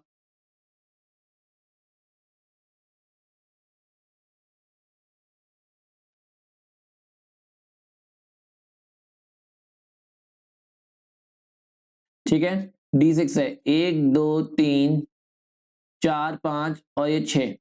अब यहाँ पे क्या होगा, यहाँ पेयरिंग हो जाएगी, ये वाला यहाँ पेयर कर लेगा, ये वाला यहाँ पेयर कर लेगा, ये दोनों खाली हो जाएंगे, तो D2 ये और एक ये और 1 2 3, तो D2sp3, और सारी पेयर कर लेंगे तो कैसा बन जाएगा, ये डाया मैग्नेटिक हो जाएगा, ये कैसा हो जाएगा, डाया मैग्नेटिक हो जाएगा ये।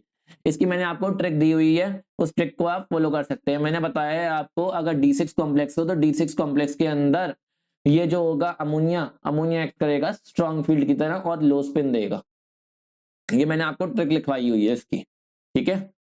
नेक्स्ट देखो, पोटेशियम डाइसाइनो अर्जेंटेट, इसका फॉर्मूला पूछा हुआ है, पोटेशियम डाइसाइनो अर्जेंटेट, डाइसाइनो अर्जेंटेट का फॉर्मूला क्या होगा, पोटेशियम सिंपल दे रखा है, यानी K लिख दिया, और जो एनायनिक पार्ट है वो कॉम्प्लेक्स है, यानी एनायनिक पार्ट इस तरीके से लिख दिया, डाइसाइनो अर्जेंटेट, अर्जेंटेट यानी AR दे रखा है, और क्या दे रखा है, डाइसाइनो यानी CN2 दे रखा है। अब बोला है 1, तो पोटेशियम की 1 होती है, तो यानी जो है इसकी, सॉरी AR नहीं, अर्जेंटेट तो AG होता है, सॉरी AG, हाँ इसकी x मान लेते हैं, तो x - 2 is equal to K की कितनी होती है, +1 होगी, तो ये -1 ले लेते हैं, तो x की वैल्यू कितनी हो जाएगी, -1 + 2 दैट इज इक्वल टू +1, तो ये +1 आ गई, +1 ही चाहिए थी, हाँ +1 ही चाहिए थी, मतलब हमने फॉर्मूला सही लिखा है, तो इसका फॉर्मूला हो जाएगा ये। अच्छा, कुछ लोग ये क्वेश्चन भी करेंगे कि किस तरीके के क्वेश्चन करा रहे हो जी, ये थोड़ी इस टाइप के क्वेश्चन थोड़ी आएंगे, इतने आसान क्वेश्चन थोड़ी आएंगे एग्जाम में, तो मैं पहले कह देता हूँ कि ये सारे सिलेबस की रिवीजन करा रहा हूँ मैंने आपको ऑलरेडी टॉप 100 क्वेश्चन की पीडीएफ दे दी है, तो इसलिए ये एक्सपेक्ट मत करना है कि अभी मैं इंपॉर्टेंट क्वेश्चन ही कराऊंगा, ये सारे इंपॉर्टेंट क्वेश्चन हैं, अब ये जो है सिर्फ और सिर्फ रिविजन पर्पज के लिए है। ये आपको सोल्यूशन पोटेशियम हेक्सासाइनोफेरेट का पैरासाइन का टेस्ट क्यों नहीं देता, ये पूछ रहा है।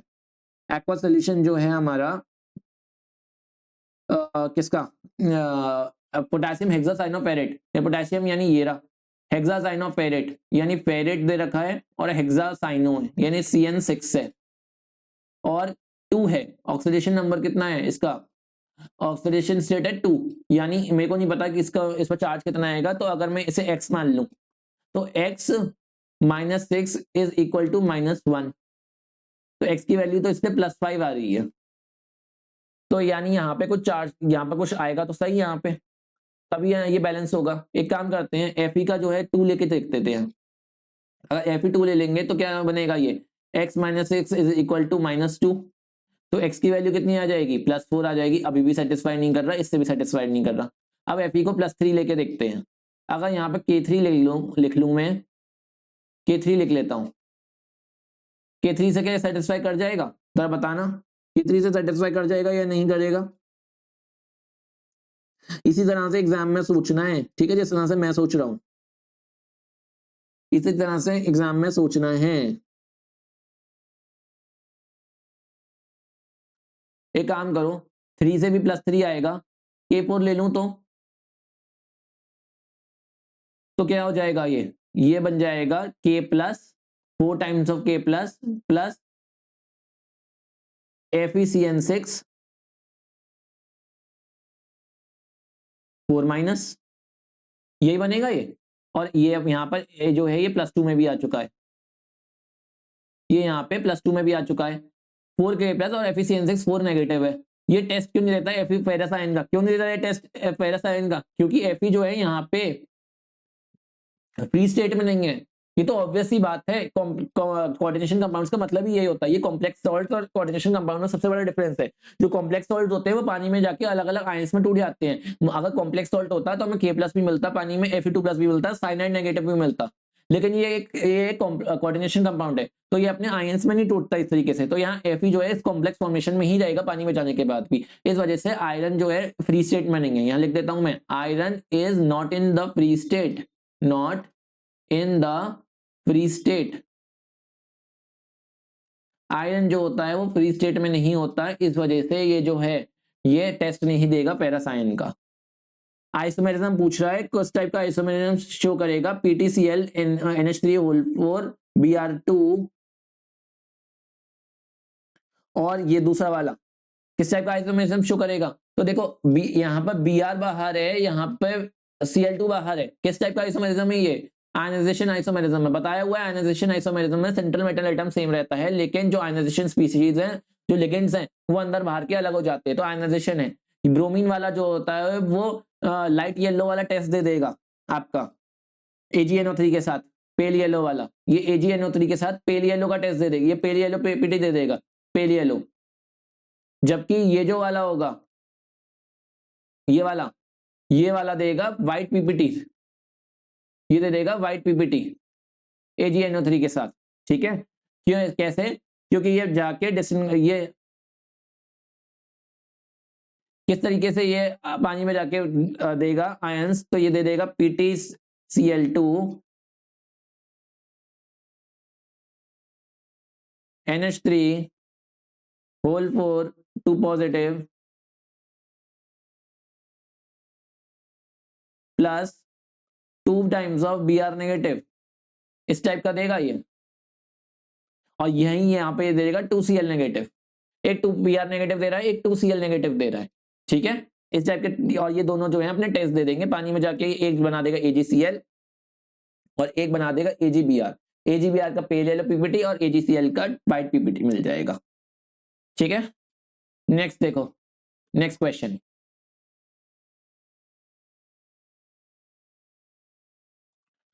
इनऑर्गेनिक भी खत्म हो गई, फिजिकल भी खत्म हो गई। अब आ जाते हैं ऑर्गेनिक के ऊपर। ऑर्गेनिक में सबसे पहले बोल रहा है नेम रिएक्शन, राइमर-टीमन रिएक्शन। राइमर-टीमन रिएक्शन हमें पता है कि राइमर-टीमन रिएक्शन में क्या बनता है, सैलिसाइल्डिहाइड की रिएक्शन है, ये सैलिसाइल्डिहाइड की रिएक्शन है। अब मैं इनका लिख नहीं रहा रिएक्शन, बता देता हूँ। सैलिसाइल्डिहाइड की प्रिपरेशन की रिएक्शन होती है क्लोरोफॉर्म वाली, जिसके अंदर इंटरमीडिएट जो होता है उस रिएक्शन के अंदर वो कार्बीन होती है, ये बात याद रखना। इसके अंदर जो इंटरमीडिएट होता है वो क्या होता है, कार्बीन होती है इंटरमीडिएट, ठीक है। नेक्स्ट देखो, किससे बनती है रिएक्शन में क्या होता है, ये फिनॉल ले लेते हैं, फिनॉल के साथ हम लोग क्या मिला लेते हैं इसके अंदर, क्लोरोफॉर्म और KOH, और इससे बन जाता है हमारा सैलिसाइल एल्डिहाइड। बेंजोइन कंडेंसेशन कैसा होता है, बेंजल्डिहाइड ले लेते हैं 2, और क्या यूज करते हैं यहाँ पे, अल्कोहलिक KCN यूज करते हैं, तो हमारा बेंजोइन बन जाता है बेंजोइन कंडेंसेशन में, ठीक है। क्या बन जाता है, बेंजोइन कंडेंसेशन बेंजोइन बन जाता है प्रोडक्ट। HBZ रिएक्शन हमारी एसिडिक एसिड में रिएक्शन होती है रेड फास्फोरस वाली। हॉफमैन डिग्रेडेशन अमाइड से 1 डिग्री अमीन बनाने की रिएक्शन होती है। अमाइड अमीन बनाने की रिएक्शन होती है अमाइड से 1 डिग्री अमीन बनाने की रिएक्शन होती है with 1 carbon come, with 1 carbon less. ठीक है। कार्बाइल अमीन रिएक्शन आइसोसाइनाइड वाली होती है। ओके, रिएक्शन देख लेना। अल्कोहल का हायर बॉइलिंग पॉइंट क्यों होता है अल्केन से? क्योंकि इनके अंदर OH ग्रुप्स होते हैं जो इसके अंदर इंटरमॉलिक्यूलर हाइड्रोजन बॉन्डिंग होती है, तो बॉन्डिंग स्ट्रांग होगी तो वो टूटेगा नहीं। अगर स्ट्रांग बॉन्डिंग होगी तो टूटेगा नहीं, मेहनत ज्यादा लगेगी, इसलिए बॉइलिंग पॉइंट हाई होता है। जबकि एल्केन्स के अंदर वैन डर वाल्स फोर्सेस होती हैं जो कि वीक होती हैं, इसलिए वहां पर ज्यादा मेहनत नहीं लगेगी आपको एल्केन्स के अंदर। ठीक है, इस रीजनिंग को याद रखना। नेक्स्ट देखो, कन्वर्जन कैसे करेंगे, फिनॉल से बेंजोइक एसिड कैसे बनाएंगे? फिनॉल से बेंजोइक एसिड का कन्वर्जन करना है, किस तरीके से करेंगे वो बताओ। कैसे करेंगे? फिनॉल लेंगे, फिनॉल की रिएक्शन कराएंगे जिंक डस्ट से। अगर जिंक डस्ट से हीट करेंगे तो क्या बन जाता है? फिनॉल से बेंजीन बन जाता है। बेंजीन की कराएंगे फ्रीडल क्राफ्ट एल्काइलेशन और क्या बना देंगे? बना देंगे टोलुइन। और टोलुइन की KMnO4 के साथ ऑक्सीडेशन कर देंगे। KMnO4 के साथ स्ट्रॉन्ग ऑक्सीडाइजिंग एजेंट है, बीच में नहीं रुकेगा, सीधे बेंजोइक एसिड बना के रुकेगा। या फिर दूसरा काम भी कर सकते हो इस रिएक्शन के अंदर, यहाँ पे किसी भी तरह से साइनाइड बना दो, साइनाइड की हाइड्रोलिसिस कर दो तो भी बन जाएगा आपका बेंजोइक एसिड। रिएक्शन के अंदर साइनाइड बना दो और साइनाइड की हाइड्रोलिसिस कर दो तो भी बन जाएगा आपका बेंजोइक एसिड। ठीक है। एसिटाल्डिहाइड से एसिटामाइड कैसे बनाएंगे? पहली बात तो आधो लोगों को एसिटाल्डिहाइड ही नहीं पता होता होगा। एसिटाल्डिहाइड क्या होता है? ये एसिटाल्डिहाइड। और एसिटामाइड बनाना है, यानी ये बनाना है इससे एसिटामाइड। कैसे बनाएंगे इससे बताओ? एसिटाल्डिहाइड से एसिटामाइड किस तरीके से बनेगा? जल्दी सोचो इसके बारे में, कैसे बनेगा? अरे भाई सिंपल सी चीज है, इसकी ऑक्सीडेशन कर दो। अगर इसकी ऑक्सीडेशन कर दोगे तो बेंजोइक एसिड बन जाएगा, सॉरी एसिडिक एसिड बन जाएगा। और क्या कर दो? एसिडिक एसिड से क्या करोगे? SOCl2 से रिएक्शन कर दो या PCl5 से रिएक्शन कर दोगे तो क्या बन जाएगा? CH3COCl बन जाएगा। और CH3COCl का क्या करना है हमें? इसकी रिएक्शन करनी है अमोनिया से, तो इससे बन जाएगा हमारा अमाइड, CH3CONH2 बन जाएगा इससे। ठीक है। और ये रिएक्शन जो है आपसे एरोबेस क्वेश्चन में पूछने को आती है। नाइट्रोबेंजीन से पैरा अमीनो बेंजीन बनाना, कैसे बनाएंगे? नाइट्रोबेंजीन है, रिडक्शन कर दो इसका SNHCl से, क्या बनेगा इससे? SNHCl से रिडक्शन करेंगे तो एनिलीन बनेगी। एनिलीन का क्या करोगे? एनिलीन से बना दो benzene diazonium chloride ice cold mixture से, HNO2HCl से BDC बना दो, benzene diazonium chloride. Benzene diazonium chloride की रिएक्शन कर दो कपलिंग की। किससे कपलिंग करोगे इसकी? इसकी कपलिंग करोगे, किससे करोगे कपलिंग? इसकी कपलिंग कर लोगे एक और एनिलीन से। तो कैसे बन जाएगा ये हो जाएगा इस तरीके का। जब बेंजीन डाइजोनियम क्लोराइड होगा इस तरीके से कपलिंग हो जाएगी इसकी, और ये एक अमीन एनिलीन से इस तरीके से कपलिंग करके पैरा अमीनो एजोबेंजीन बन जाएगा। ठीक है, क्या बन जाएगा इससे? पैरा अमीनो एजोबेंजीन बन जाएगा इससे। ठीक है, आई होप ये बात समझ में आ गई होगी। नेक्स्ट मूव करते हैं नेक्स्ट क्वेश्चन की तरफ।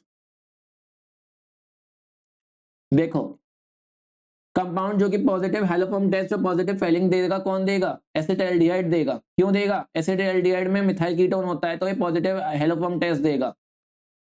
ठीक है। और पॉजिटिव फेलिंग क्यों देगा? क्योंकि फेलिंग जो होते हैं वो एलिफेटिक एल्डिहाइड देते हैं और ये एक एलिफेटिक एल्डिहाइड है, तो इसलिए एसिटाल्डिहाइड देगा ये टेस्ट। फॉर्मूला लिखना है प्रोडक्ट का, जो फॉर्मल्डिहाइड अमोनिया के संग कॉम्प्लेक्स बनाता है उसका फॉर्मूला लिखना है। और प्रोडक्ट क्या होगा? फॉर्मल्डिहाइड का प्रोडक्ट क्या बनेगा? फॉर्मल्डिहाइड और अमोनिया क्या प्रोडक्ट बनाएंगे, इसका फॉर्मूला लिखना है। क्या बनेगा? ये बनेगा यूरोट्रोपिन। यूरोट्रोपिन। और यूरोट्रोपिन एग्जाम में 8 से 10 बार आया हुआ है। कैसे ये रिएक्शन स्टैंडर्ड रिएक्शन होती है, इसे लिख लेना। स्टैंडर्ड रिएक्शन होती है ये, इसे लिख लेना।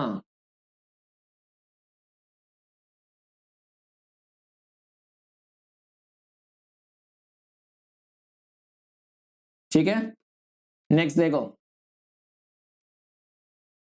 देखो देखो नेक्स्ट देखो,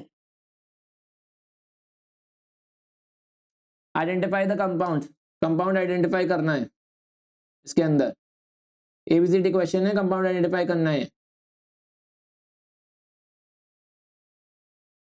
स्टार्ट करें करना।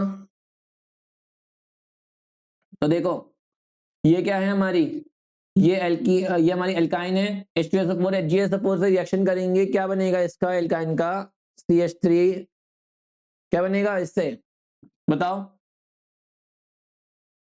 क्या बनेगा, क्या बनेगा, ये बनेगा एसिटल्डिहाइड ए, ये होगा ए। अब H2NI से क्या होगी, रिडक्शन हो जाएगा, रिडक्शन होके क्या बनेगा, ये अल्कोहल बना देगा, CH3 CH2OH, अल्कोहल बन जाएगा B।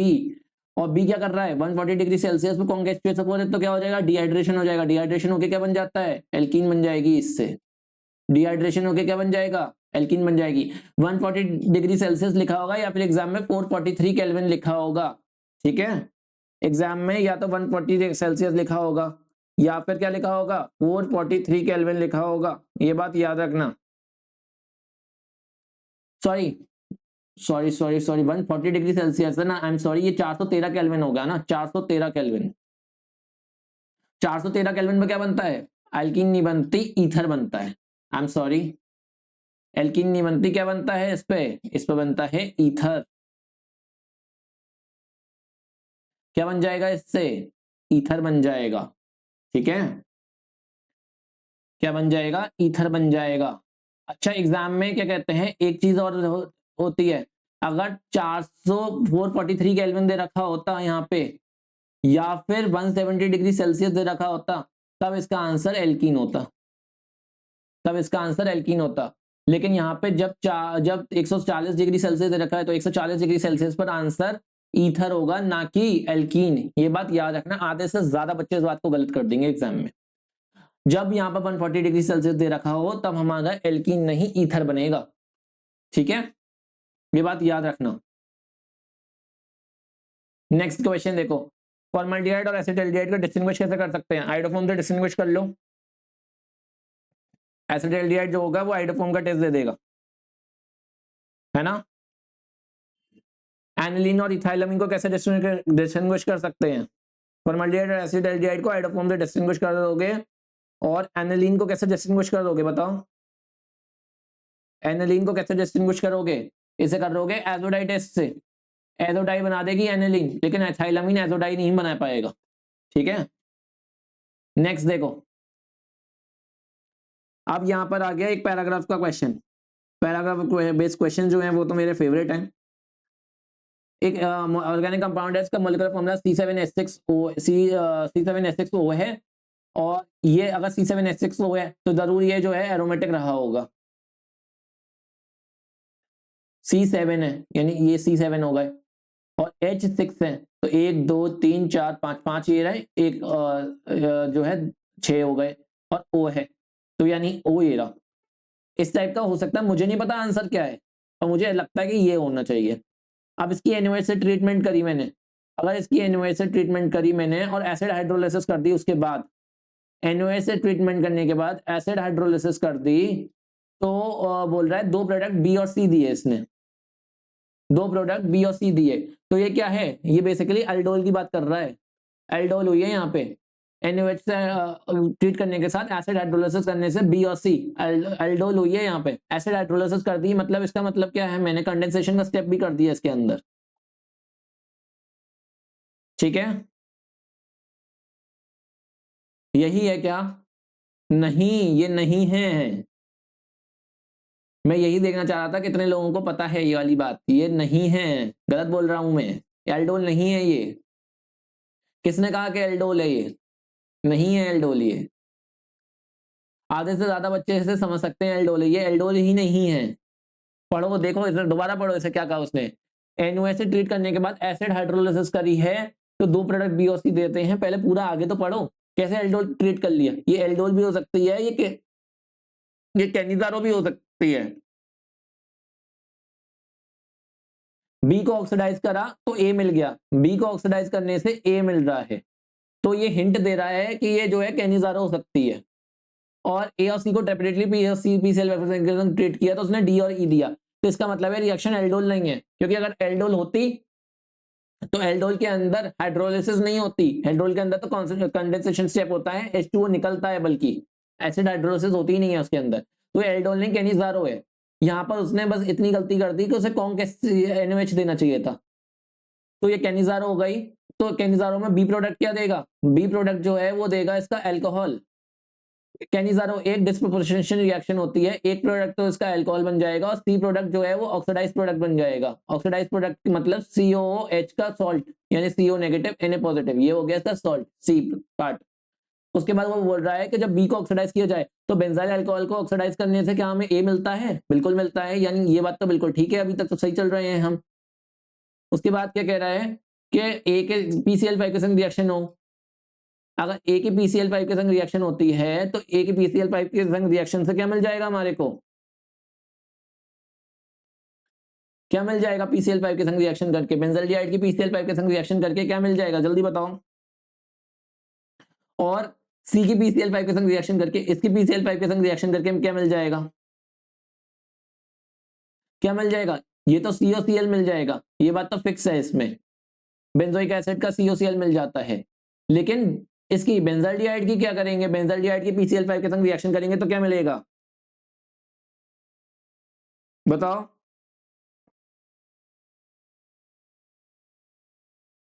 क्या मिलेगा, बेंजल्डिहाइड की PCl5 के संग करेंगे तो ये मिल जाएगा बेंजलिडीन। याद रखना इसको, ये बनता है बेंजलिडीन, ये पार्ट इंपॉर्टेंट है, ठीक है। ये है डी और ये है ई, ओके, समझ में आई, समझ में आई या नहीं।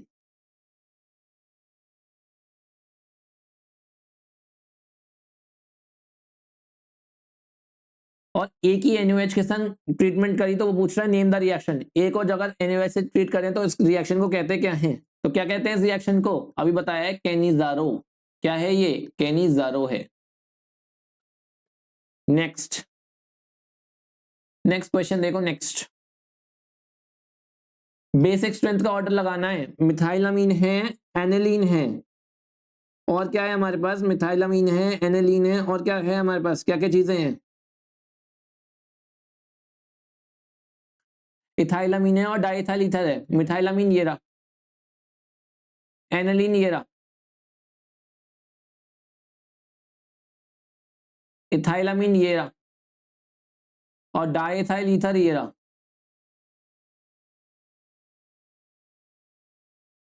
डाइथाइलामीन ये रहा। अब मुझे लगाना है इसका बेसिसिटी का ऑर्डर, किस तरीके से लगाऊंगा बेसिसिटी, जल्दी बताओ। बेसिसिटी किस तरीके से लगाऊंगा इसके अंदर, बेसिसिटी के लिए कॉन्जुगेट एसिड देखते हैं, और अगर कॉन्जुगेट एसिड की बात करी जाए तो इसके अंदर जो CH3 ग्रुप है वो क्योंकि कार्बोकेटाइन बन रहा है तो CH3 ग्रुप फेवर करेगा। और बेसिसिटी के लिए दो कंडीशन होती है, पहली बात तो स्टेबिलिटी होनी चाहिए और कैटायन, और दूसरी चीज है, सेकंड चीज है अवेलेबिलिटी होनी चाहिए लोन पेयर की। इसका मतलब है कि लोकलाइज्ड होना चाहिए लोन पेयर, लोकलाइज्ड होना चाहिए। एनिलीन के अंदर क्या होगा, डीलोकलाइजेशन हो जाएगा, अमीन रिंग, अमीन जो है वो नाइट्रोजन जो है वो रिंग के साथ जो है रेजोनेंस में जाएगा तो डीलोकलाइज्ड रहेगा, तो इसकी ज्यादा नहीं होगी। CH3 फेवर कर रहा है, इसकी हो सकती है, C2H5 फेवर कर रहा है, इसकी हो सकती है, ठीक है। और यहाँ पे क्या है, यहाँ पे ईथर है, बताओ चलो क्या होगा इसका आंसर, क्या होगा इसका आंसर,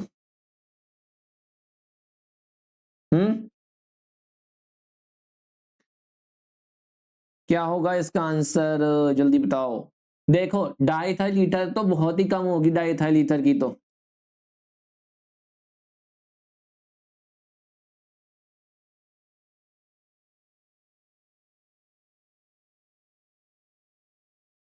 इसे तो सबसे कम हो गया बेसिक स्ट्रेंथ में।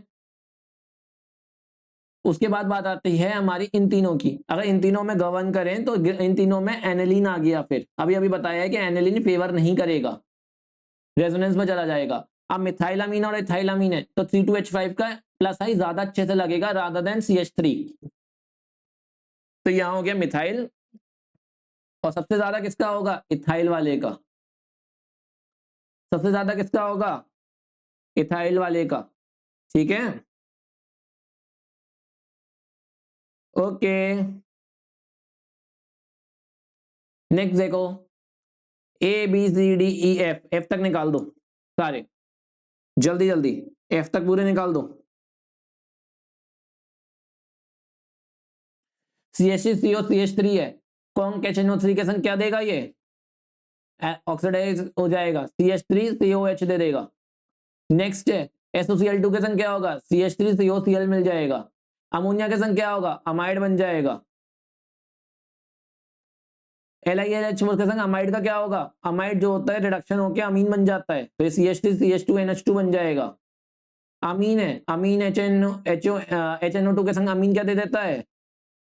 HNO2 के संग अमीन दे देता है इथाइल अल्कोहल। ये बात याद रखना, ये स्टेप इंपॉर्टेंट है। ये बेंजीन डाइसोनियम क्लोराइड नहीं बनता यहाँ पे, यहाँ ये वो नहीं है, ऑर्गेनिक नहीं है ये, मतलब ये एरोमेटिक नहीं है ये। और ये जो है वो CH3COCl के संग क्या दे देगा? क्या दे देगा? ये दे देगा एसीटेट, ये हो जाएगा F। तो ये बन जाएगा A, this is B, this is C, this is D, this is E and this is F। ठीक है, नेक्स्ट देखो, आइसोइलेक्ट्रिक पॉइंट क्या होता है? वो पॉइंट जहां पे आइग्रेन जो आयंस है वो एक दूसरे की जगह माइग्रेट नहीं करते। यानी आइसोइलेक्ट्रिक पॉइंट कैसा पॉइंट है? जहां पे न्यूट्रल की तरह एग्जिस्ट करते हैं, यानी जितना पॉजिटिव है उतना ही नेगेटिव है, न्यूट्रल की तरह एग्जिस्ट करते हैं, वो होता है आइसोइलेक्ट्रिक पॉइंट। डेफिशिएंसी जैसे स्कर्वी हो, स्कर्वी किससे होती है? विटामिन सी की डेफिशिएंसी से होता है स्कर्वी। हेमरेज किससे होता है? विटामिन के की डेफिशिएंसी से हेमरेज होता है। ठीक है, एग्जाम में ज्यादातर सी और डी पूछे जाते हैं, के ज्यादातर पूछा नहीं जाता। इस बार के का ध्यान रखना, के पूछा जा सकता है इस बार। ठीक है, आई होप इतनी बात समझ में आ गई होगी। इसका आंसर हो जाएगा के। ओके, इसका आंसर हो जाएगा के।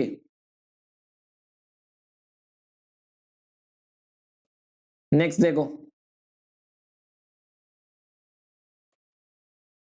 असर्शन रीजन है एक, MnCN6 3 नेगेटिव का मैग्नेटिक मोमेंट जो होता है of 2 unpaired electron pair, MnCl6 3 negative का पैरामैग्नेटिक मोमेंट होता है 4 अनपेयर्ड इलेक्ट्रॉन्स का। असर्शन रीजन दे रखा है ये, MnCN6 3 नेगेटिव का मैग्नेटिक मोमेंट जो होता है 2 अनपेयर्ड इलेक्ट्रॉन्स का होता है।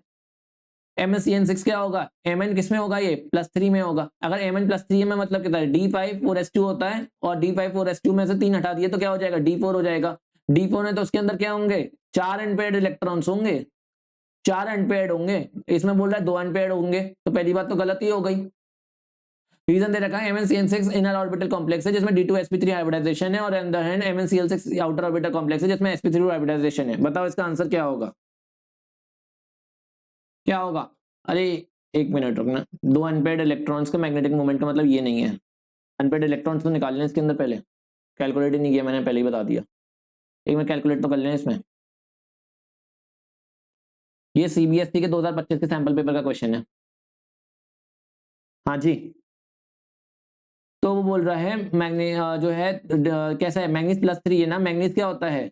D5 4s2 होता है, 3 गए तो क्या हो जाएगा? कैसा कॉम्प्लेक्स हो जाएगा? D4 कॉम्प्लेक्स है। D4 कॉम्प्लेक्स है, किस तरीके का होगा?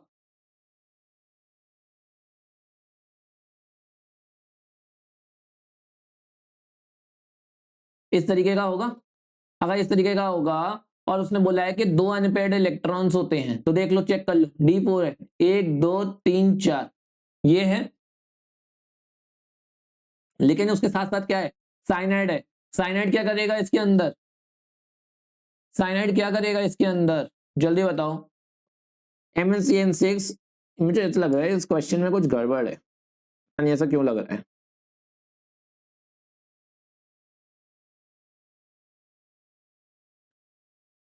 एक मिनट जरा देखने दो मुझे इसे। अगर इसे T2G और EG में बनाए, तो अगर इसका T2G बनाएंगे तो T2G में हमारे इसके 4 भरने हैं, तो 1 2 3 और ये 4 भरे गए, तो ये 2 अनपेयर्ड रह गए, मैग्नेटिक मोमेंट 2 अनपेयर्ड इलेक्ट्रॉन का रहेगा, ये बात बिल्कुल ठीक है। और MnCl6 3 नेगेटिव है, ये ऐसा क्यों होगा? क्योंकि ये पेयर हो जाएगा, साइनेडिक स्ट्रॉन्ग फील्ड लिगेंड होता है, साइनेडिक स्ट्रॉन्ग फील्ड लिगेंड है ना।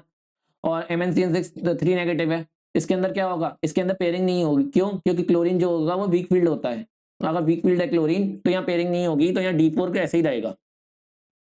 तो ये बात तो सही है, असर्शन तो बिल्कुल ट्रू है। और रीजन दे रखा है कि MnCl6 3 नेगेटिव जो है एक इनर ऑर्बिटल कॉम्प्लेक्स है जिसमें T2sp3 हाइब्रिडाइजेशन है, बिल्कुल ठीक बात है। और MnCl3 आउटर ऑर्बिटल कॉम्प्लेक्स है जिसमें ये है, बिल्कुल ठीक बात है, दोनों ही बात बिल्कुल ठीक है। तो ये क्या हो जाएगा? असर्शन रीजन दोनों ट्रू है और आर करेक्ट एक्सप्लेनेशन है इस असर्शन का। 2 अनपेयर्ड इलेक्ट्रॉन है वाइल MnCl3 एक पैरामैग्नेटिक मूवमेंट है 4 अनपेयर्ड इलेक्ट्रॉन का, ये बात बिल्कुल ठीक है। और इनर ऑर्बिटल और आउटर ऑर्बिटल से एक्सप्लेन करेंगे, बेसिकली ये VBT से एक्सप्लेन कर रहे हैं इस बात को, VBT से एक्सप्लेन कर रहे हैं इस बात को, ठीक है, बिल्कुल ठीक बात है। नेक्स्ट देखो, ये लास्ट चीज है, इसमें मैंने कोई क्वेश्चन इंक्लूड नहीं किया, मैं आपको क्वेश्चन बता देता हूं जो कि सीबीएसई ने इसमें से पूछे हुए हैं। ये सीबीएसई के सैंपल पेपर का क्वेश्चन है, सीबीएसई ने इसमें से जो क्वेश्चन पूछे हैं वो मैं बता देता हूं। ये सिर्फ और सिर्फ आपको रीड करने के लिए, ये केस स्टडी आप इसे रीड कर लो। और जो है मैं इसके क्वेश्चन बता देता हूँ क्या बोला है सीबीएसई ने। Okay, dependence rate of the reaction का कॉन्सेंट्रेशन ऑफ रिएक्टेंट, टेम्परेचर और अदर फैक्टर्स पर बहुत जनरल मेथड है अनसुटेबल रिएक्शन मैकेनिज्म को हटाने के लिए। मैकेनिज्म का मतलब होता है कोलिजन, बेसिकली कोलिजन थ्योरी पे उन्होंने पूछा हुआ है कि जो साइमल्टेनियसली होते हैं, जैसे हाइड्रोजन गैस और ब्रोमीन की रिएक्शन होती है, जैसे हाइड्रोजन H2 है और Br2 की रिएक्शन होकर 2HBr बनता है, ठीक है, 2HBr बनता है। इस रिएक्शन का इन्होंने एग्जांपल लिया हुआ है कि रेट ऑफ रिएक्शन जो होती है प्रोपोर्शनल होती है कॉन्सेंट्रेशन ऑफ H2 के और square root of the concentration of Br2। इसमें रिएक्शन की जो रेट होती है वो डायरेक्टली प्रोपोर्शनल होती है H2 की कॉन्सेंट्रेशन के और Br2 की कॉन्सेंट्रेशन का हाफ होती है। ये आता है इसका आंसर, ये बता रही है वो, कहते हैं सीबीएसई के ऐसा होता है। उसके बाद वो बोल रहा है कि रेट जो होती है इनिबिट हो जाती है by increasing the concentration of HBr। मतलब अगर HBr की कॉन्सेंट्रेशन बढ़ाते जाएंगे तो रेट जो होगी वो डिक्रीज होगी, ठीक है। ये ऑब्जर्वेशंस कंसिस्टेंट नहीं है मैकेनिज्म से, जिसमें बायोमोलिकुलर कोलिजन का जो मैकेनिज्म होता है उसका कंसिस्टेंट नहीं है। करंटली एक्सेप्टेड मैकेनिज्म जो होता है बहुत ही ज्यादा कॉम्प्लिकेटेड है, जिसमें डिसोसिएशन ब्रोमीन मॉलिक्यूल्स का into atoms followed by reaction between atoms and molecule. It is clear from the example that the mechanism can not be protected from the overall stoichiometry. ये जो है आपको कुछ भी रेलेवेंट का नहीं है, दरअसल जो है ना ये एक टॉपिक होता है कोलिजन थ्योरी के अंदर, जिसमें हम लोग SSA इस मेथड को कहते हैं SSA, steady state approximation. Steady state approximation है ये, स्टेडी स्टेट अप्रोक्सीमेशन। उस टॉपिक में से ये टॉपिक आपके सिलेबस में है ही नहीं। सीबीएसई पता नहीं क्यों पागल हो गई है और ऐसे ऐसे क्वेश्चन पूछ रही है। सीबीएसई ने जो है फिजिक्स का पेपर आया था, उसमें जो दिल्ली वाला सेट था उसमें बच्चों की हालत खराब कर दी, और अभी ये केमिस्ट्री का पेपर भी ऐसे ही बना कर दे रही है ये। लेकिन आप टेंशन मत लो, आपके पेपर में ऐसा क्वेश्चन नहीं आएगा। स्टेडी स्टेट अप्रोक्सीमेशन का जो टॉपिक है उसमें ये चीजें दे रखी हैं। सीबीएसई ने बोल रखा है कि बताओ कि इस रिएक्शन में, सीबीएसई का जो है ना क्वेश्चन बता देता हूँ, सीबीएसई ने इसमें पूछा हुआ है इस रिएक्शन के लिए रेट कांस्टेंट की यूनिट क्या होगी, मतलब कौन सी ऑर्डर की रिएक्शन है। सबसे पहले तो सीबीएसई ने इसके अंदर पूछा हुआ है रेट कांस्टेंट क्या होगा, पहला क्वेश्चन पूछा हुआ है। सेकंड पूछा हुआ है कि अगर Br2 की कॉन्सेंट्रेशन को ट्रिपल किया जाए, 3 टाइम्स किया जाए, तो रेट पर क्या फर्क पड़ेगा। तीसरा क्वेश्चन पूछा गया है कि अगर सपोज करो अगर रेट जो है, अगर आप ट्राई करना चाहो तो कर सकते हो, वैसे आपके मतलब का नहीं है, ये पार्ट जो भी दे रखा था ना वो आपके लिए रिलेवेंट नहीं था। अगर सपोज करो रेट ये है तो कौन सा मैकेनिज्म इसके लिए सही मैकेनिज्म होगा। A is giving C+D slow step and B+C is giving E, ये है फास्ट स्टेप। सीबीएसई पता नहीं क्यों पागल हो गई है और ये ऐसी चीजें पूछ रही है, ये आपके लिए बिल्कुल भी रिलेवेंट नहीं है। ये मैकेनिज्म ए है और एक मैकेनिज्म बी है, जो कह रही है A+B gives C+D in slow step और C gives E in fast step। ये सीबीएसई ने पूछा हुआ है क्या कहते हैं अपने सैंपल पेपर के अंदर, ये पूछा हुआ है। पता नहीं क्यों पूछा हुआ है, इतना ऐसा पेपर बनाने की उन्हें जरूरत क्या है। ये कहीं भी इस सिलेबस में मेंशन नहीं है, ये सारी चीजें कहीं भी दूर दूर तक मेंशन नहीं है ये सिलेबस में, पता नहीं क्यों पूछा हुआ है। खैर छोड़ो, ये आपके लिए है नहीं, अगर आप ट्राई करना चाहो तो इस टॉपिक को कर सकते हो, क्वेश्चन नहीं आएगा, ये मेरी गारंटी है। इस पार्ट पे से क्वेश्चन नहीं आएगा, इस पार्ट पर से, ये बात की मेरी गारंटी। ठीक है, समझ में आई?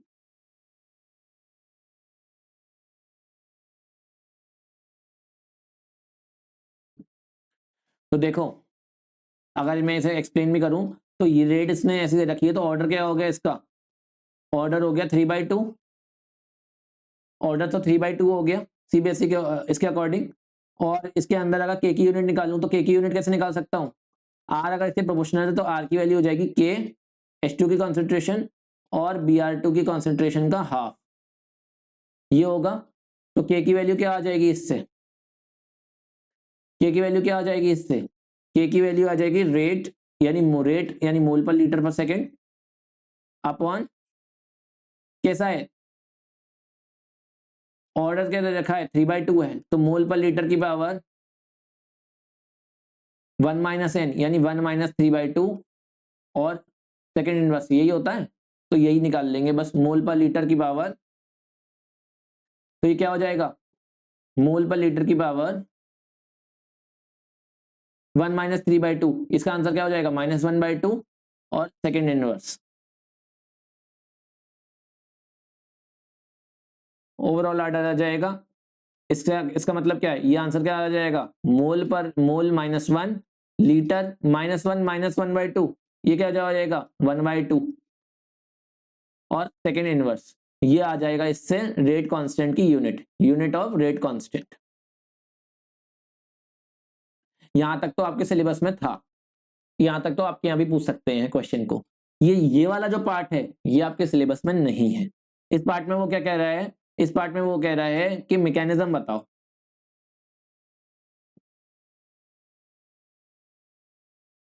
क्या कह रहा है वो? इस पार्ट में उसने कहा है कि जो है रेट जो है कंसंट्रेशन Br2 की ट्रिपल हो जाए। अगर Br2 की कंसंट्रेशन ट्रिपल हो गई तो क्या होगा? रेट कांस्टेंट बता दी, Br2 की ट्रिपल हो जाए, तो Br2 की अगर ट्रिपल हो गई तो क्या हो जाएगा? रेट इज इक्वल्स टू के H2 की कॉन्सेंट्रेशन तो एज इट इज है, Br2 की हाफ होती है यानी 3 टाइम्स ऑफ Br2 हो जाएगा और इसकी पावर हाफ, यानी क्या हो जाएगा? √3 के H2 और Br2 की कॉन्सेंट्रेशन का हाफ, ये हो जाएगा। और क्या बोल रखा है उसने? एग्जैक्ट क्वेश्चन पढ़ूं मैं इसमें, एक मिनट।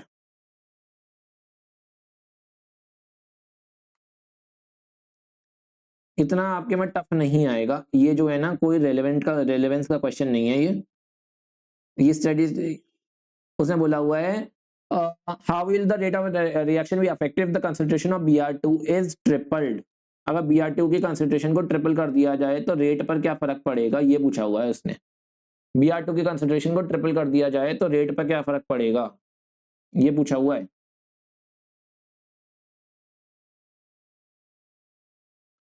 तो क्या हो जाएगा ये? √3 के H2 इंटू Br2 की कॉन्सेंट्रेशन, रेट डैश की वैल्यू ये हो जाएगी, तो आर डैश की वैल्यू क्या हो जाएगी?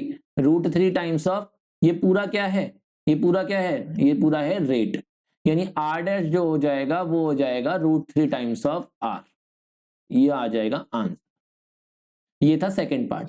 फर्स्ट पार्ट आपके काम का है, आईएससी में भी आ सकता है, सेकंड पार्ट आपके काम का है, आईएससी में भी आ सकता है, थर्ड पार्ट नहीं आएगा। थर्ड पार्ट में बोला हुआ है उसने कि मैकेनिज्म दे रखा है और हमें पूछा हुआ है कि इसके अंदर एक्सपेरिमेंटल क्वेश्चन के रखा है इसके अंदर कि which of the two mechanism is consistent with the experiment finding. Experiment के अकॉर्डिंग कौन सा मैकेनिज्म सूट कर रहा है, ये पूछा हुआ है। तो हमें पता है स्लोएस्ट स्टेप क्या होता है? स्लोएस्ट स्टेप होता है आरडीएस, रिएक्शन का आरडीएस क्या होता है? स्लोएस्ट स्टेप होता है। ठीक है, तो यहां देखो, यहां रेट के पर डिपेंड कर रही है और यहां रेट किस पर डिपेंड कर रही है? ए और बी दोनों पर डिपेंड कर रही है। तो बोल रहा है कि एक्सपेरिमेंटल फाइंडिंग से बराबर कौन सा मैकेनिज्म है?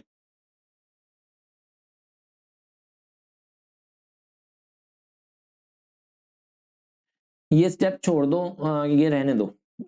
स्लो स्टेप जो होता है आरडीएस होता है मैकेनिज्म 2 में जो है ये देखो रेट ए पर भी डिपेंड कर रही है और रेट बी पर भी डिपेंड कर रही है। कैसे कर रही है उससे मुद्दा नहीं है, लेकिन यहाँ ए में सिर्फ और सिर्फ रेट ए पर डिपेंड कर रही है। लेकिन जो हमारा आंसर था उसमें क्या था, रेट दोनों पर डिपेंड कर रही थी ना, तो यहाँ पे क्या है, रेट दोनों पर डिपेंड कर रही है, ए और बी दोनों पर डिपेंड कर रही है, तो ये वाला जो है एक्सपेरिमेंटल फाइंडिंग के बराबर के से मैच कर जाएगा, तो मैकेनिज्म 2 हो जाएगा इसका आंसर। लेकिन इस पर आपको पढ़ने की जरूरत नहीं है क्योंकि रेट यहाँ पे दोनों पर डिपेंड कर रही है स्लो स्टेप में, इसलिए यहाँ पर सिर्फ और सिर्फ ए पर डिपेंड कर रही थी, तो ये आंसर नहीं होगा, आंसर हो जाएगा सेकंड वाला। ऐसा हम लोग स्टेडी स्टेट अप्रोक्सीमेशन एक टॉपिक आता है उसमें करते हैं, यहाँ पे ऐसा आपको नहीं करना है, ये वाला जो है ना कुछ ज्यादा ही उन्होंने लेवल इंक्रीज कर दिया, लेकिन आपको चिंता करने की जरूरत नहीं है इसके अंदर। ठीक है, बस यही था। वीडियो पसंद आई हो तो लाइक शेयर कर सब्सक्राइब करना। Thank you very much, all the best for exam. और एग्जाम होने के बाद मेरे को पीडीएफ जरूर भेजना पेपर की, मैं देखूंगा कि कैसा पेपर आया और आपको सोल्यूशन भी बताऊंगा। Thank you very much, good bye and take care. डरना मत, आपके मैं ऐसे क्वेश्चन